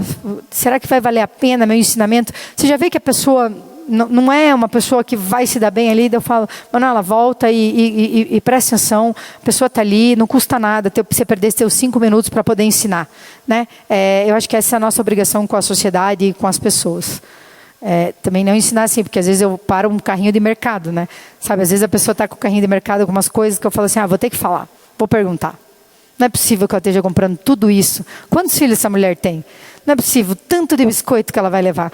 Porque teve um dia que eu estava para os pais, estava dando uma palestra numa escola infantil, eu abri 2 pacotes de biscoito passatempo, tirei todos os recheios, fiz uma bola e mandei passar em todas as mãos dos pais. Falei, peguem, dá uma... Falei, agora vão no banheiro lavar, não sai da mão a gordura hidrogenada, não sai. Eu falei, é isso que vocês dão para os filhos. Porque quando você tem criança, você tem o poder, né? Tem o poder de mandar. Né? O teu filho vai ser vestido com a roupa que você quer, você troca, né? Você fala assim, não, você não vai comer. Não, te dou esse. A gente tem o poder, mas por que a gente dá? Às vezes eu vou em restaurante, eu dei um TED Talk, eu tenho horror a Kids Menu, né? Tenho pavor de Kids Menu. Porque a educação alimentar faz parte da educação dos pais. Qual o problema de você ler um cardápio para um filho? Você poder ler, filho, aqui no restaurante tem pasta com molho de alho poró, tem um carbonara, vem com um pouquinho de bacon, melho... Se a criança tem 7 anos, ela não come um verdinho, ela só come pasta com queijo, o erro foi aonde? Foi na educação lá atrás. Isso aconteceu. E é uma obrigação de todo pai que quer fazer um filho, a educação alimentar está envolvida nisso. Bom, um ato que todos nós trabalhamos, alimentos, serviços, a gente deve fazer não só pela gente, mas pela comunidade, as crianças e principalmente pelo nosso planeta. Vou passar um vídeo agora e depois vou para a parte das receitas.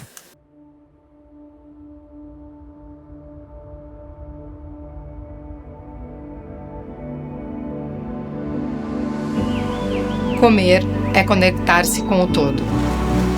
Então, façamos um pacto por um dia. Sentamos à mesa, desligamos os celulares, a televisão.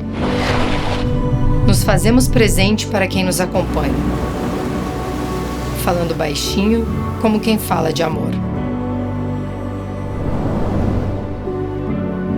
E, se sozinhos, pensamos em nós com a mesma graça daquela canção que nos fez dormir um dia. Quando ainda não sabíamos a diferença entre o eu e os seios de nossas mães. Em meio a cheiros, sabores, com toda a reverência que naturalmente confere leveza aos gestos diante de algo sagrado, levamos o alimento à boca. As papilas se dilatam.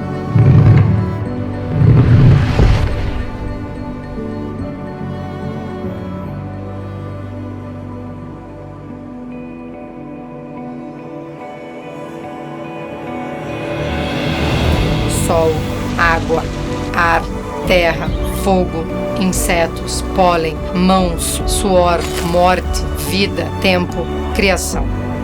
Tudo isso se faz e desfaz a cada garfada. Pequenos milagres, tecidos de infinitas histórias entre nossos dentes e línguas.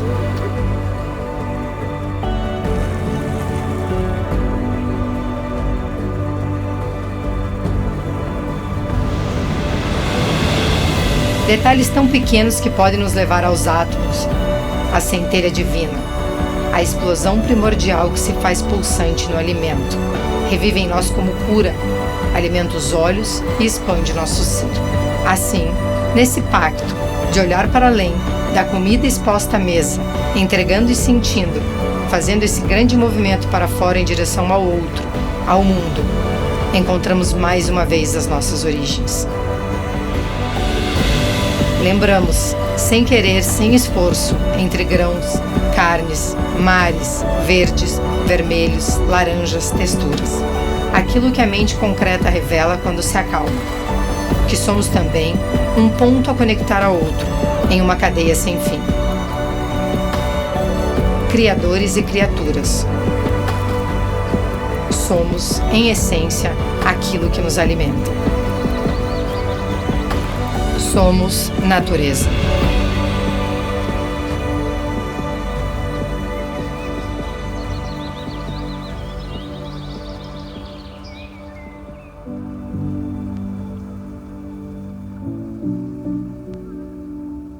Bom, o primeiro prato é uma vieira. As nossas vieiras, quando eu cozinho fora, a gente às vezes pensa que fora é melhor, né? Eu não faço, é muito difícil eu cozinhar vieira, por exemplo, México não tem vieira, tem um produto chamado calo. É uma meia vieira bem duro, um produto, é uma concha bem diferente. Vieira boa tem a de Hokkaido, que às vezes encontra em Dubai, que é mais fácil, é uma vieira japonesa, mas não é tão adocicada quanto a nossa que tem aqui. E claro, a chilena também é muito boa. Mas, por exemplo, a vieira da França, ela é amarga, ela não é tão doce. A vieira do Canadá, que ela é linda, grande, o sabor não é tão bom. Então, às vezes, a gente olha para os produtos fora, então tem alguns produtos que é um pouco mais difícil, a gente escolhe. Já passei muito perrengue, isso eu falo para vocês, por isso que a gente hoje sabe o que a gente utiliza. Bom, essa vieira, então, é de Santa Catarina. Eu vou servir. Tem um mel, hoje Paraná é referência em produtos de mel de abelha nativa. No mundo a gente tem 400, o Paraná são 23 espécies, e as espécies do Paraná são aquelas espécies mais ácidas. Esse mel que eu estou usando aqui é uma mel de abelha Saiki, S-A-I-K-I, é uma mirim Saiki na realidade, é um mel de abelha que você pode usar, ele é inacreditável, ele parece acidez pura. Você pode pegar o mel e jogar em cima de um tartar de vieira, de um tartar de atum, tá perfeito. Bom, então, esse mel de abelha Saiki a gente faz com... a gente faz um óleo de castanha de caju, a gente põe um pouquinho aqui, eu vou colocar um pouco de salsinha nesse molho. Eu vou fazer igual eu fiz ontem, gente, o seguinte, depois que eu acabar, os pratos vão ficar aqui na frente, eu vou deixar todos os ingredientes aqui, e daí se vocês quiserem, ontem eles conseguiram, não sei se é possível, eles conseguiram umas colheres de descartáveis, e daí eles foram colocando na colher deles, sabe? Para que todo mundo possa experimentar. Mas, bom, daí depois a gente vê como que a gente pode fazer. Mas aí eu coloco um pouco de coentro, salsinha, pimenta de cheiro. A nossa pimenta de cheiro que tem lá é aquela comprida, não sei como é aqui, não é aquela redondinha. E maçã brunoise. Essa é a vinagrete que a gente vai fazer para servir na vieira. Eu vou selar a vieira bem rapidinho, só para dar uma caramelização nela. Travadinho aqui, aí pode pegar a potência aqui ele travou. Pode fazer no outro? Posso. Pode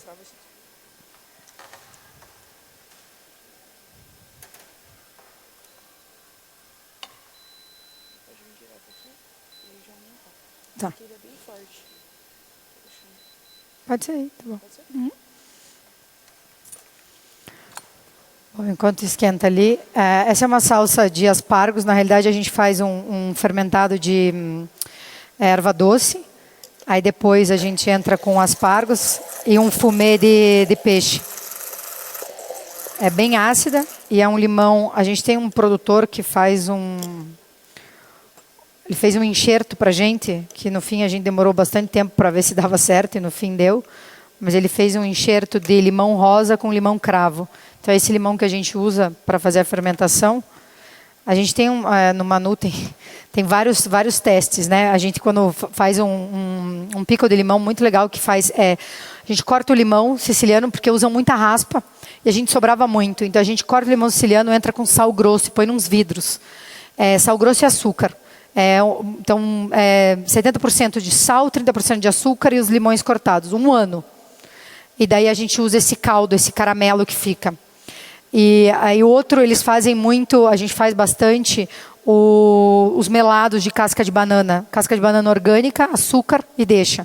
A semente de mostarda fermentada também com vinagre, aí deixa ela, demora uns 12 meses. Mas a gente vai fazendo teste, não dá certo, paciência. Deu certo, a gente acaba utilizando. Eu selo a Vieira rapidinho.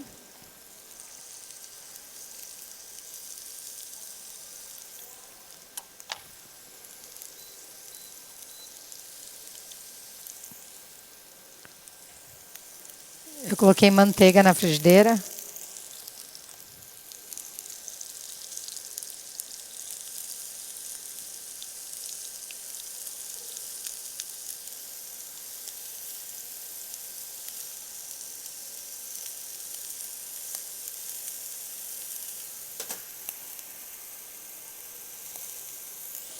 Quando a Vieira, ela tem esse... Quando você carameliza ela, ela solta um sabor, um umami muito legal. Deixa eu passar para cá.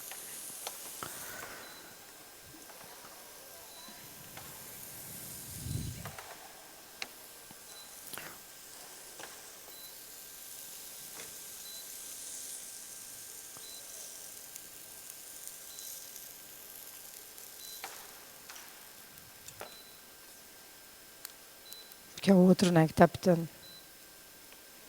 Vou fatiar ela. Quando a gente serve esse prato, é importante que a gente tire a Vieira antes da geladeira, senão ela fica muito gelada e a intenção é que seja um prato em temperatura ambiente.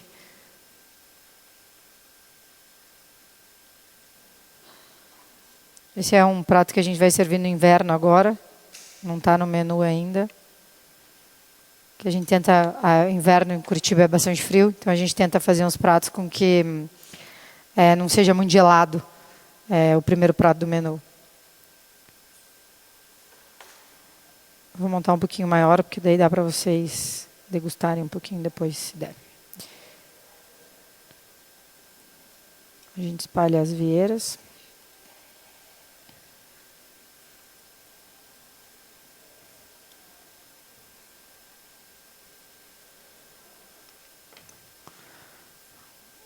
Flor de sal.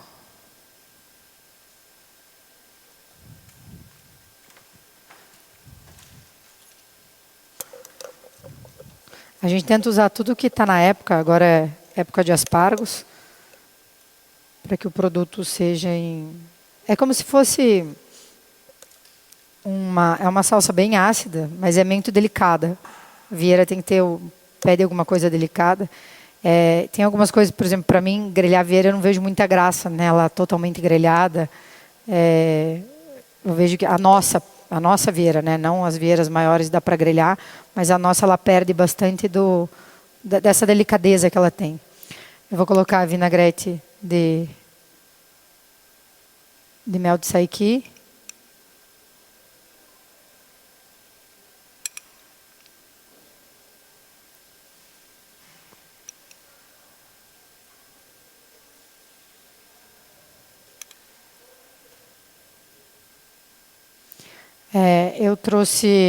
Eu pedi um pouco de blueberry, de mirtilo para vocês. No menu a gente usa aquele morango do mato, sabe? Aquele morango que é do mato. Só que eu não dava para trazer porque eles iam me matar, porque é muito difícil de conseguir. Então, normalmente, quando vai consegue, porque ele é mais difícil.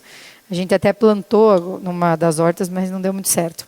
A gente põe aquele morango aqui, eu estou colocando um pouco de mirtilo. Era o mais neutro que poderia ser, não é tão doce, é mais azedinho como o morango é.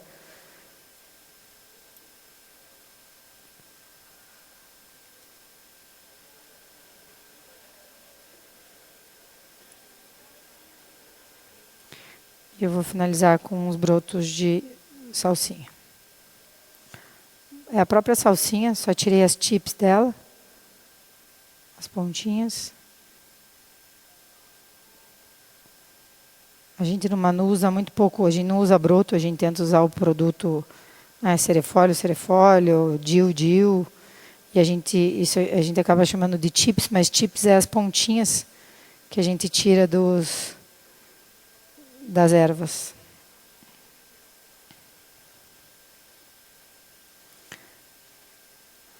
Nesse prato que a gente vai servir agora, a gente usa um azeite de figo. A gente pega as folhas de figo, é um dos melhores azeites que tem. Se vocês quiserem testar, quem tiver figueira em casa, folha de figo, tira o meio da folha de figo, escalda, espreme na mão, põe 10% de espinafre e óleo de girassol, processa. Parece que está comendo figo fresco, assim. É sensacional.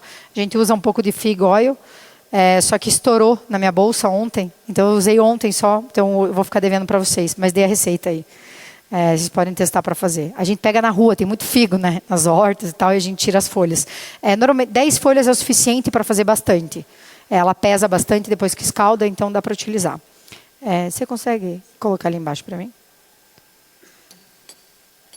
Vocês conseguem me ajudar a arrumar aqui? Para a gente partir para outra?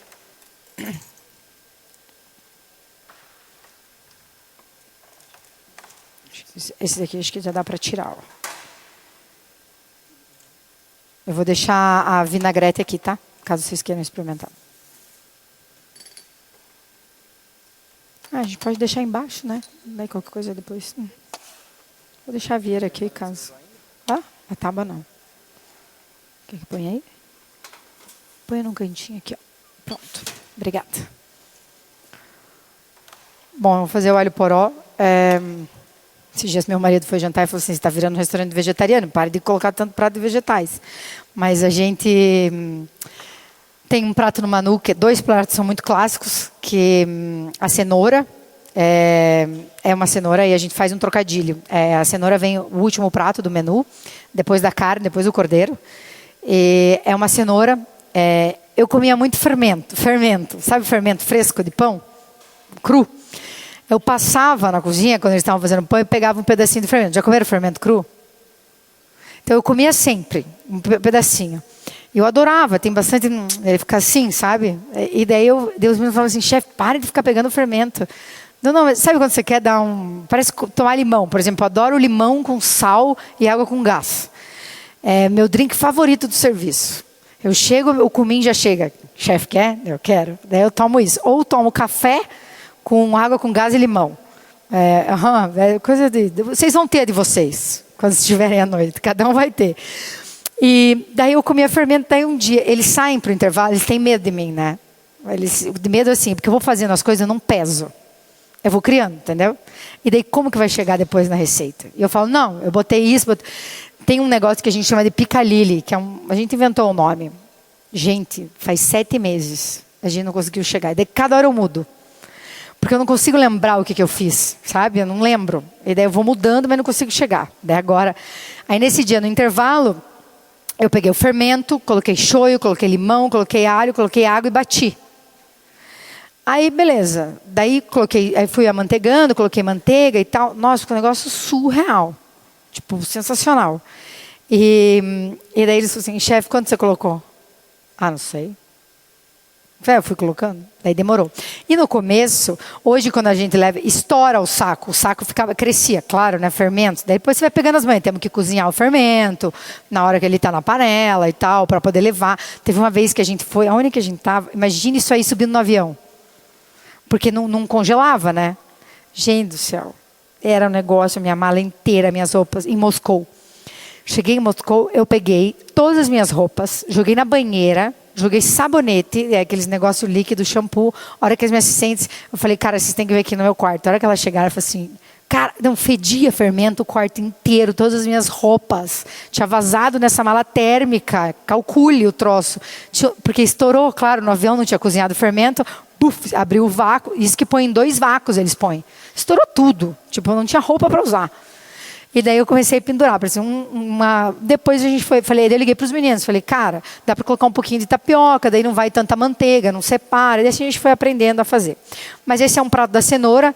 E esse é um prato do alho poró, que acabou ficando bem famoso também no menu. Esse aqui esses 2 pratos eu trouxe para poder mostrar para vocês, porque é bem legal por causa da massa. Você consegue ligar aqui para mim? Eu não vou mexer, porque trava comigo. É para ferver, pode ser forte. Falei, não é só comigo, né? É potência, beleza. Prendi agora. Liga potência. Bom, a gente cozinha o alho poró numa massa de sal. Vocês conhecem massa de sal? É farinha, sal e água. Antigamente, no norte do país, na Escandinávia, no lugar dos Vikings, para conservar o alimento, eles faziam essa massa. Essa massa, depois de assada, ela fica dura. Então, a gente assa o alho poró nisso. A gente põe os alho porós dentro, faz essa massa com sal, a farinha e água. E daí a gente põe os alhos porós, fecha, põe no forno, fica dura que nem uma pedra, você quebra e tira o alho poró dali. Então, ele fica bem murchinho. Isso aqui, o alho poró inteiro, ele vai ficar embaixo da nossa massa. Vou colocar um pouquinho. Opa.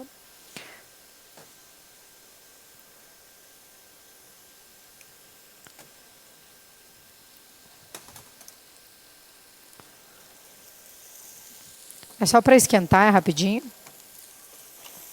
Aí a gente vai servir nesse prato uma demi-glace feita de vegetais.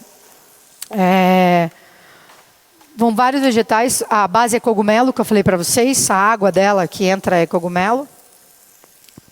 Vai cenoura e tomate. Os únicos legumes que a gente utiliza aqui.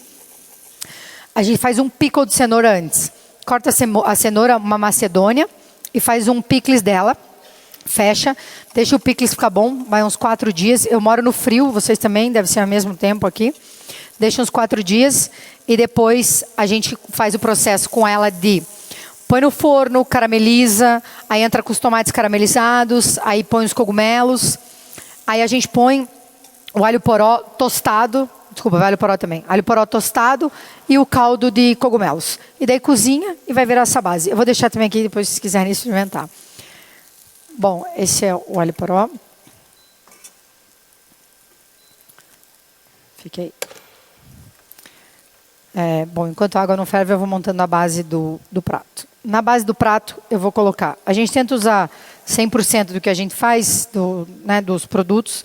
Aquele azeite de castanha de caju. Aquela parte que sobra, a pasta que sobra, ela vai fazer aquela pastinha que a gente vai usar aqui. Essa pasta aqui. É feita daquela parte que sobra na peneira do óleo. Menta, cominho e... Menta, cominho e canela. Bastante menta. E a gente usa uma pimenta, que é uma dedo de moça. Acho que é a mesma que vocês têm aqui, né? O nome é igual, né? Aquela vermelha. Sem semente.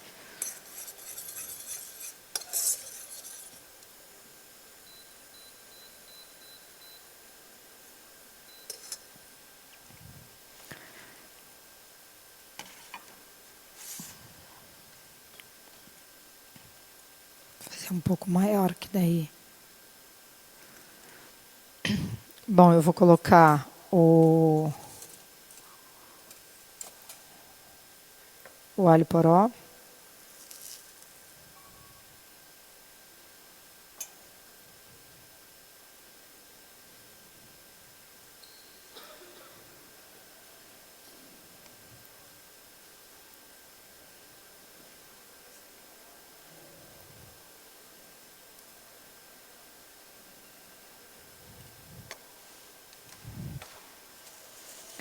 A flor de sal.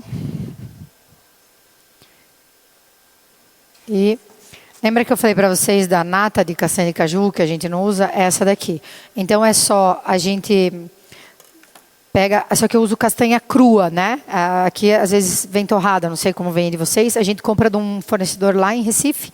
Então ela é crua, ela é bem branquinha assim, por isso que fica bem branquinho. A gente mesmo tosta. A gente tosta com metade manteiga, metade óleo. Tosta e escorre. O óleo a gente usa na cozinha para várias outras coisas. E a gente escorre e bate só ela. Aí ela fica esse creme aqui com 50% de água. Aí eu vou colocar sobre o alho poró.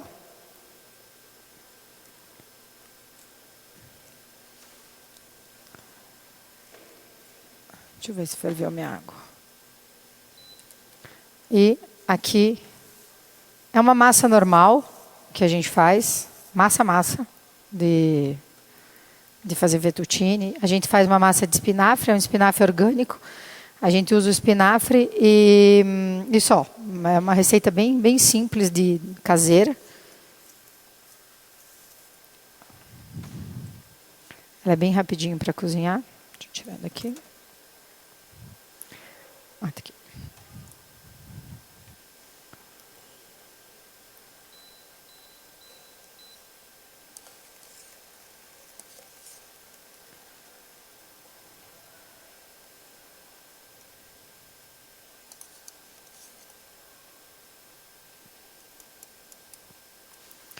Aqui eu coloco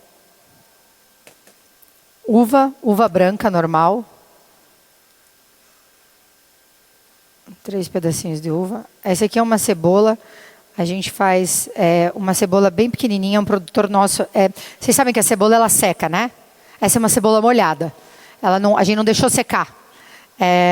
Então, porque ela vem com o cabo inteiro, a gente não deixou secar, a gente usou ela molhada. Então, ela é mais adocicada do que quando seca. Aqui a demi-glace.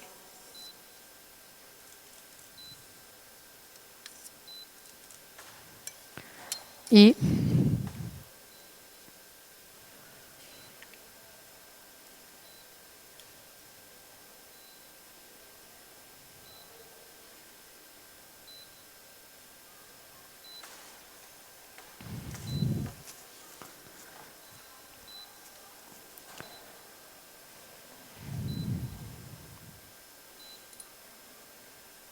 aqui são trevos oxalis, roxo.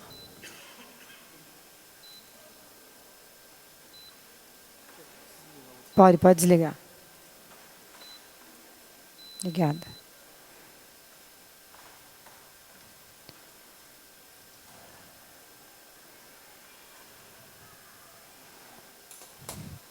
Vou colocar um pouco de sal na massa, porque eu não sei se eles colocaram no preparo, então. É isso aí. Você consegue colocar ali embaixo para mim? Era um prato que estava no cardápio passado, mas às vezes a gente pensa em massa, a gente esquece de como a massa pode dar outras estruturas. Eu gosto muito de usar coisas que você não sabe o que vai encontrar embaixo. Eu acho que você deixa a pessoa mais curiosa, né? Da maneira que ela não sabe o que vai ter ali e ela acaba falando, nossa, é massa, né? Eu sou um restaurante de cozinha totalmente moderna e tal, e a gente serve um macarrão. Né? Então, assim, as pessoas não esperam, mas é uma maneira da gente fazer e acaba a gente vai, isso que eu falei no começo da palestra, a gente acaba andando assim, a gente precisa fazer isso aqui, porque tem tantas outras coisas que a gente pode utilizar. E a gente não tem uma máquina moderna, aquela bem antiga que vai fazendo assim. E eles ficam brigando comigo, chefe, você não pode investir? Deu não, porque daqui a pouco esse prato vai sair, eu vou fazer o quê com essa máquina aí? Bom, eu, gente, sou uma chefe que amo confeitaria. A Vani trabalha comigo há 12 anos e pode descer tudo. Vou deixar esses aqui, vai que eles querem experimentar depois. Deixa aqui. E eu amo confeitaria, eu crio todas as minhas sobremesas, todas. A Vani trabalha comigo, cabeça com cabeça, nós duas, testando e fazendo. Mas eu gosto disso, eu saio um pouco da casinha com minhas sobremesas. Eu estou nesse menu novo agora com uma sobremesa de ouriço. A gente serve uni na sobremesa. Ouriço faz com alga, uma espuma. A espuma que eu contei no começo, uma espuma ácida de iogurte. Mousse de chocolate branco desidratada, que vai um farelo de mousse desidratada.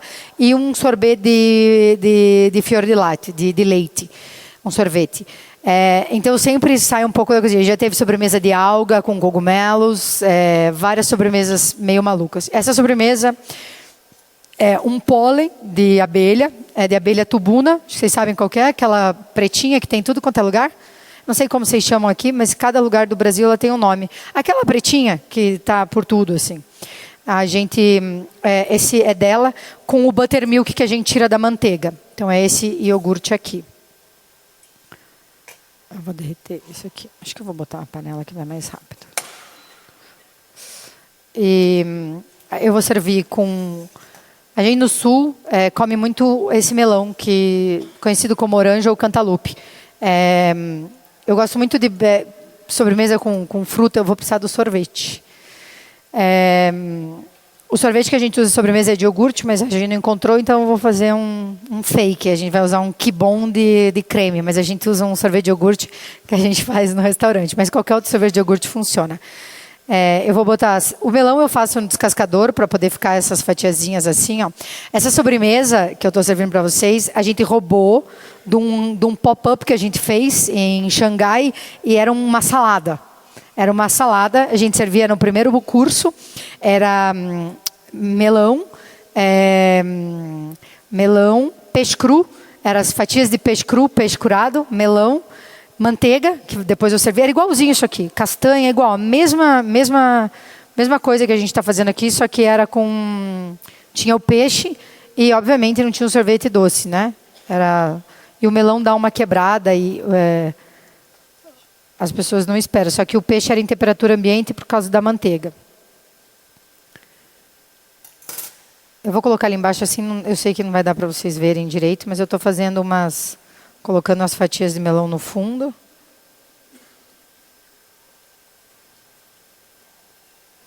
Eu vou colocar... Deixa eu desligar aqui. Vou colocar o iogurte com pólen. Eu vou deixar ali também. É o pólen dessa abelhinha que eu falei para vocês. E o buttermilk que a gente faz. Vocês já fizeram manteiga? Já.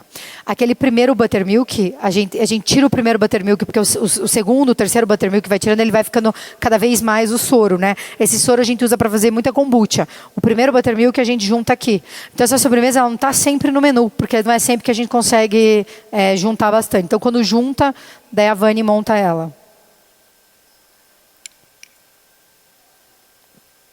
A confeitaria do Manu é a mais divertida porque eles não usam a mesma sobremesa. Então tem semana que no meio da semana eles mudam. Então é bom que toda hora está mudando. Aqui a gente fez um mix de castanha, tem amêndoas, tem castanha do caju e castanha do Pará. É só para dar uma crocância no prato. Agora eu vou colocar coentro, umas tipzinhas de coentro.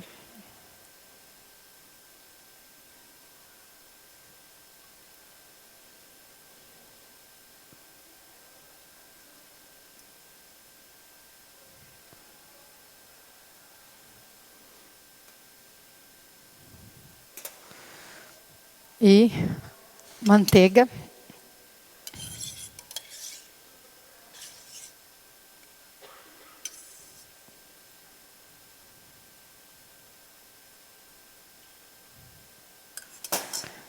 E o sorvete. Sorvete daqui bom é o pior sorvete para fazer quenelle. Vamos lá. Não vai ficar perfeito, mas é o que temos. Voilá. Você consegue colocar ali para mim?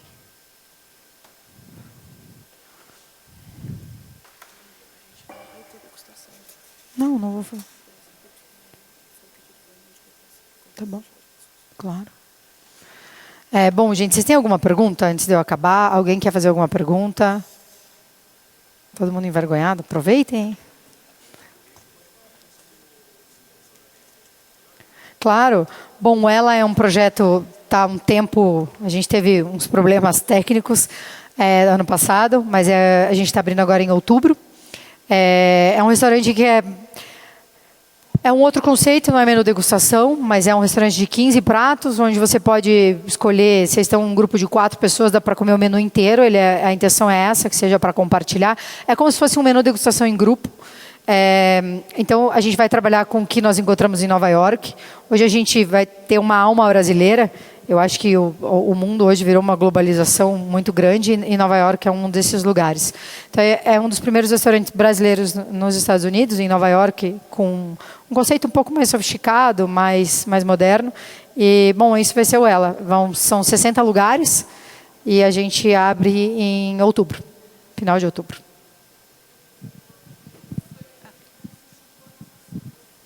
Salão e cozinha 13. Cozinha, a gente... Sabe que eu nunca contei a cozinha? Vamos ver. A gente tem um estagiário a cada 3 meses, né? A gente não pega, porque já que vai fazer, a gente faz super bem feito para que a pessoa consiga rodar tudo, então a gente faz um planejamento para estágio. Então a gente tem 2, 4, 5, 6, 7, 8. 8 na cozinha. Comigo 9. São 8. Mais alguma pergunta, gente? Eu atendo por dia de 15 a 20. De quarta a sábado eu atendo uma média de 60, 80, vamos dizer, mais ou menos isso. E é claro, o Manu não vive só disso, né? A gente tem outras empresas que tem catering, tem empresas paralelas que funcionam dentro do mesmo. A gente abre para almoço, a gente tem almoço fixo de alguns bancos na quarta-feira, então acaba que. Mas para a noite é isso aí. Qual a média de preço dos pratos? É menu. É um menu. O menu Exato. custa 680 por pessoa. Mais harmonização, se a pessoa quiser. Ou ela pode levar o vinho, daí paga a rolha, ou ela pode escolher um vinho da carta. O Manu não tem carta de vinho. A gente fez a sommelier trabalhar faz 6 meses. Porque o sommelier, ele só comprava e a pessoa chega lá, olha a carta de vinho. Eu estava viajando com a Julie numa viagem, a Julie é minha sommelier. Falei, cara, eu vou fazer você trabalhar. Tu tem que ser a carta de vinho do restaurante. Eu não preciso ter 100 mil reais em vinho. Eu preciso ter uma carta que possa atender a todas as pessoas. Está sendo super legal, faz 8 meses. E a Júlia é a carta. Então ela consegue ler o cliente, entender o que ele quer comer. É igual o trabalho que a gente faz na cozinha. Né? A gente serve, a gente trabalha ali e a Júlia faz esse trabalho. Então o Manu ele não usa vinho. A gente arremata adegas. Por exemplo, a gente pegou uma vinícola agora e a minha casa é o depósito. Mas ele produz 200 garrafas na Geórgia, em ânforas. Nós arrematamos as 200 garrafas para guardar e a gente usa durante o ano. Então a gente vai fazendo alguns trabalhos. Claro, a gente montou uma adega em casa para poder... Mas aí são pequenos lugares. Né? A gente usa o Dionísio, que é um produtor no sul hoje. A Gabi Monteleone do Dom também usa. Mas a Julie que descobriu. Vinhas Urtigão. E ele é um médico que resolveu produzir vinho e a gente encontrou ele numa viagem, num contato. Então a gente acaba tentando escolher essas pequenas pessoas como a gente faz com o alimento, né?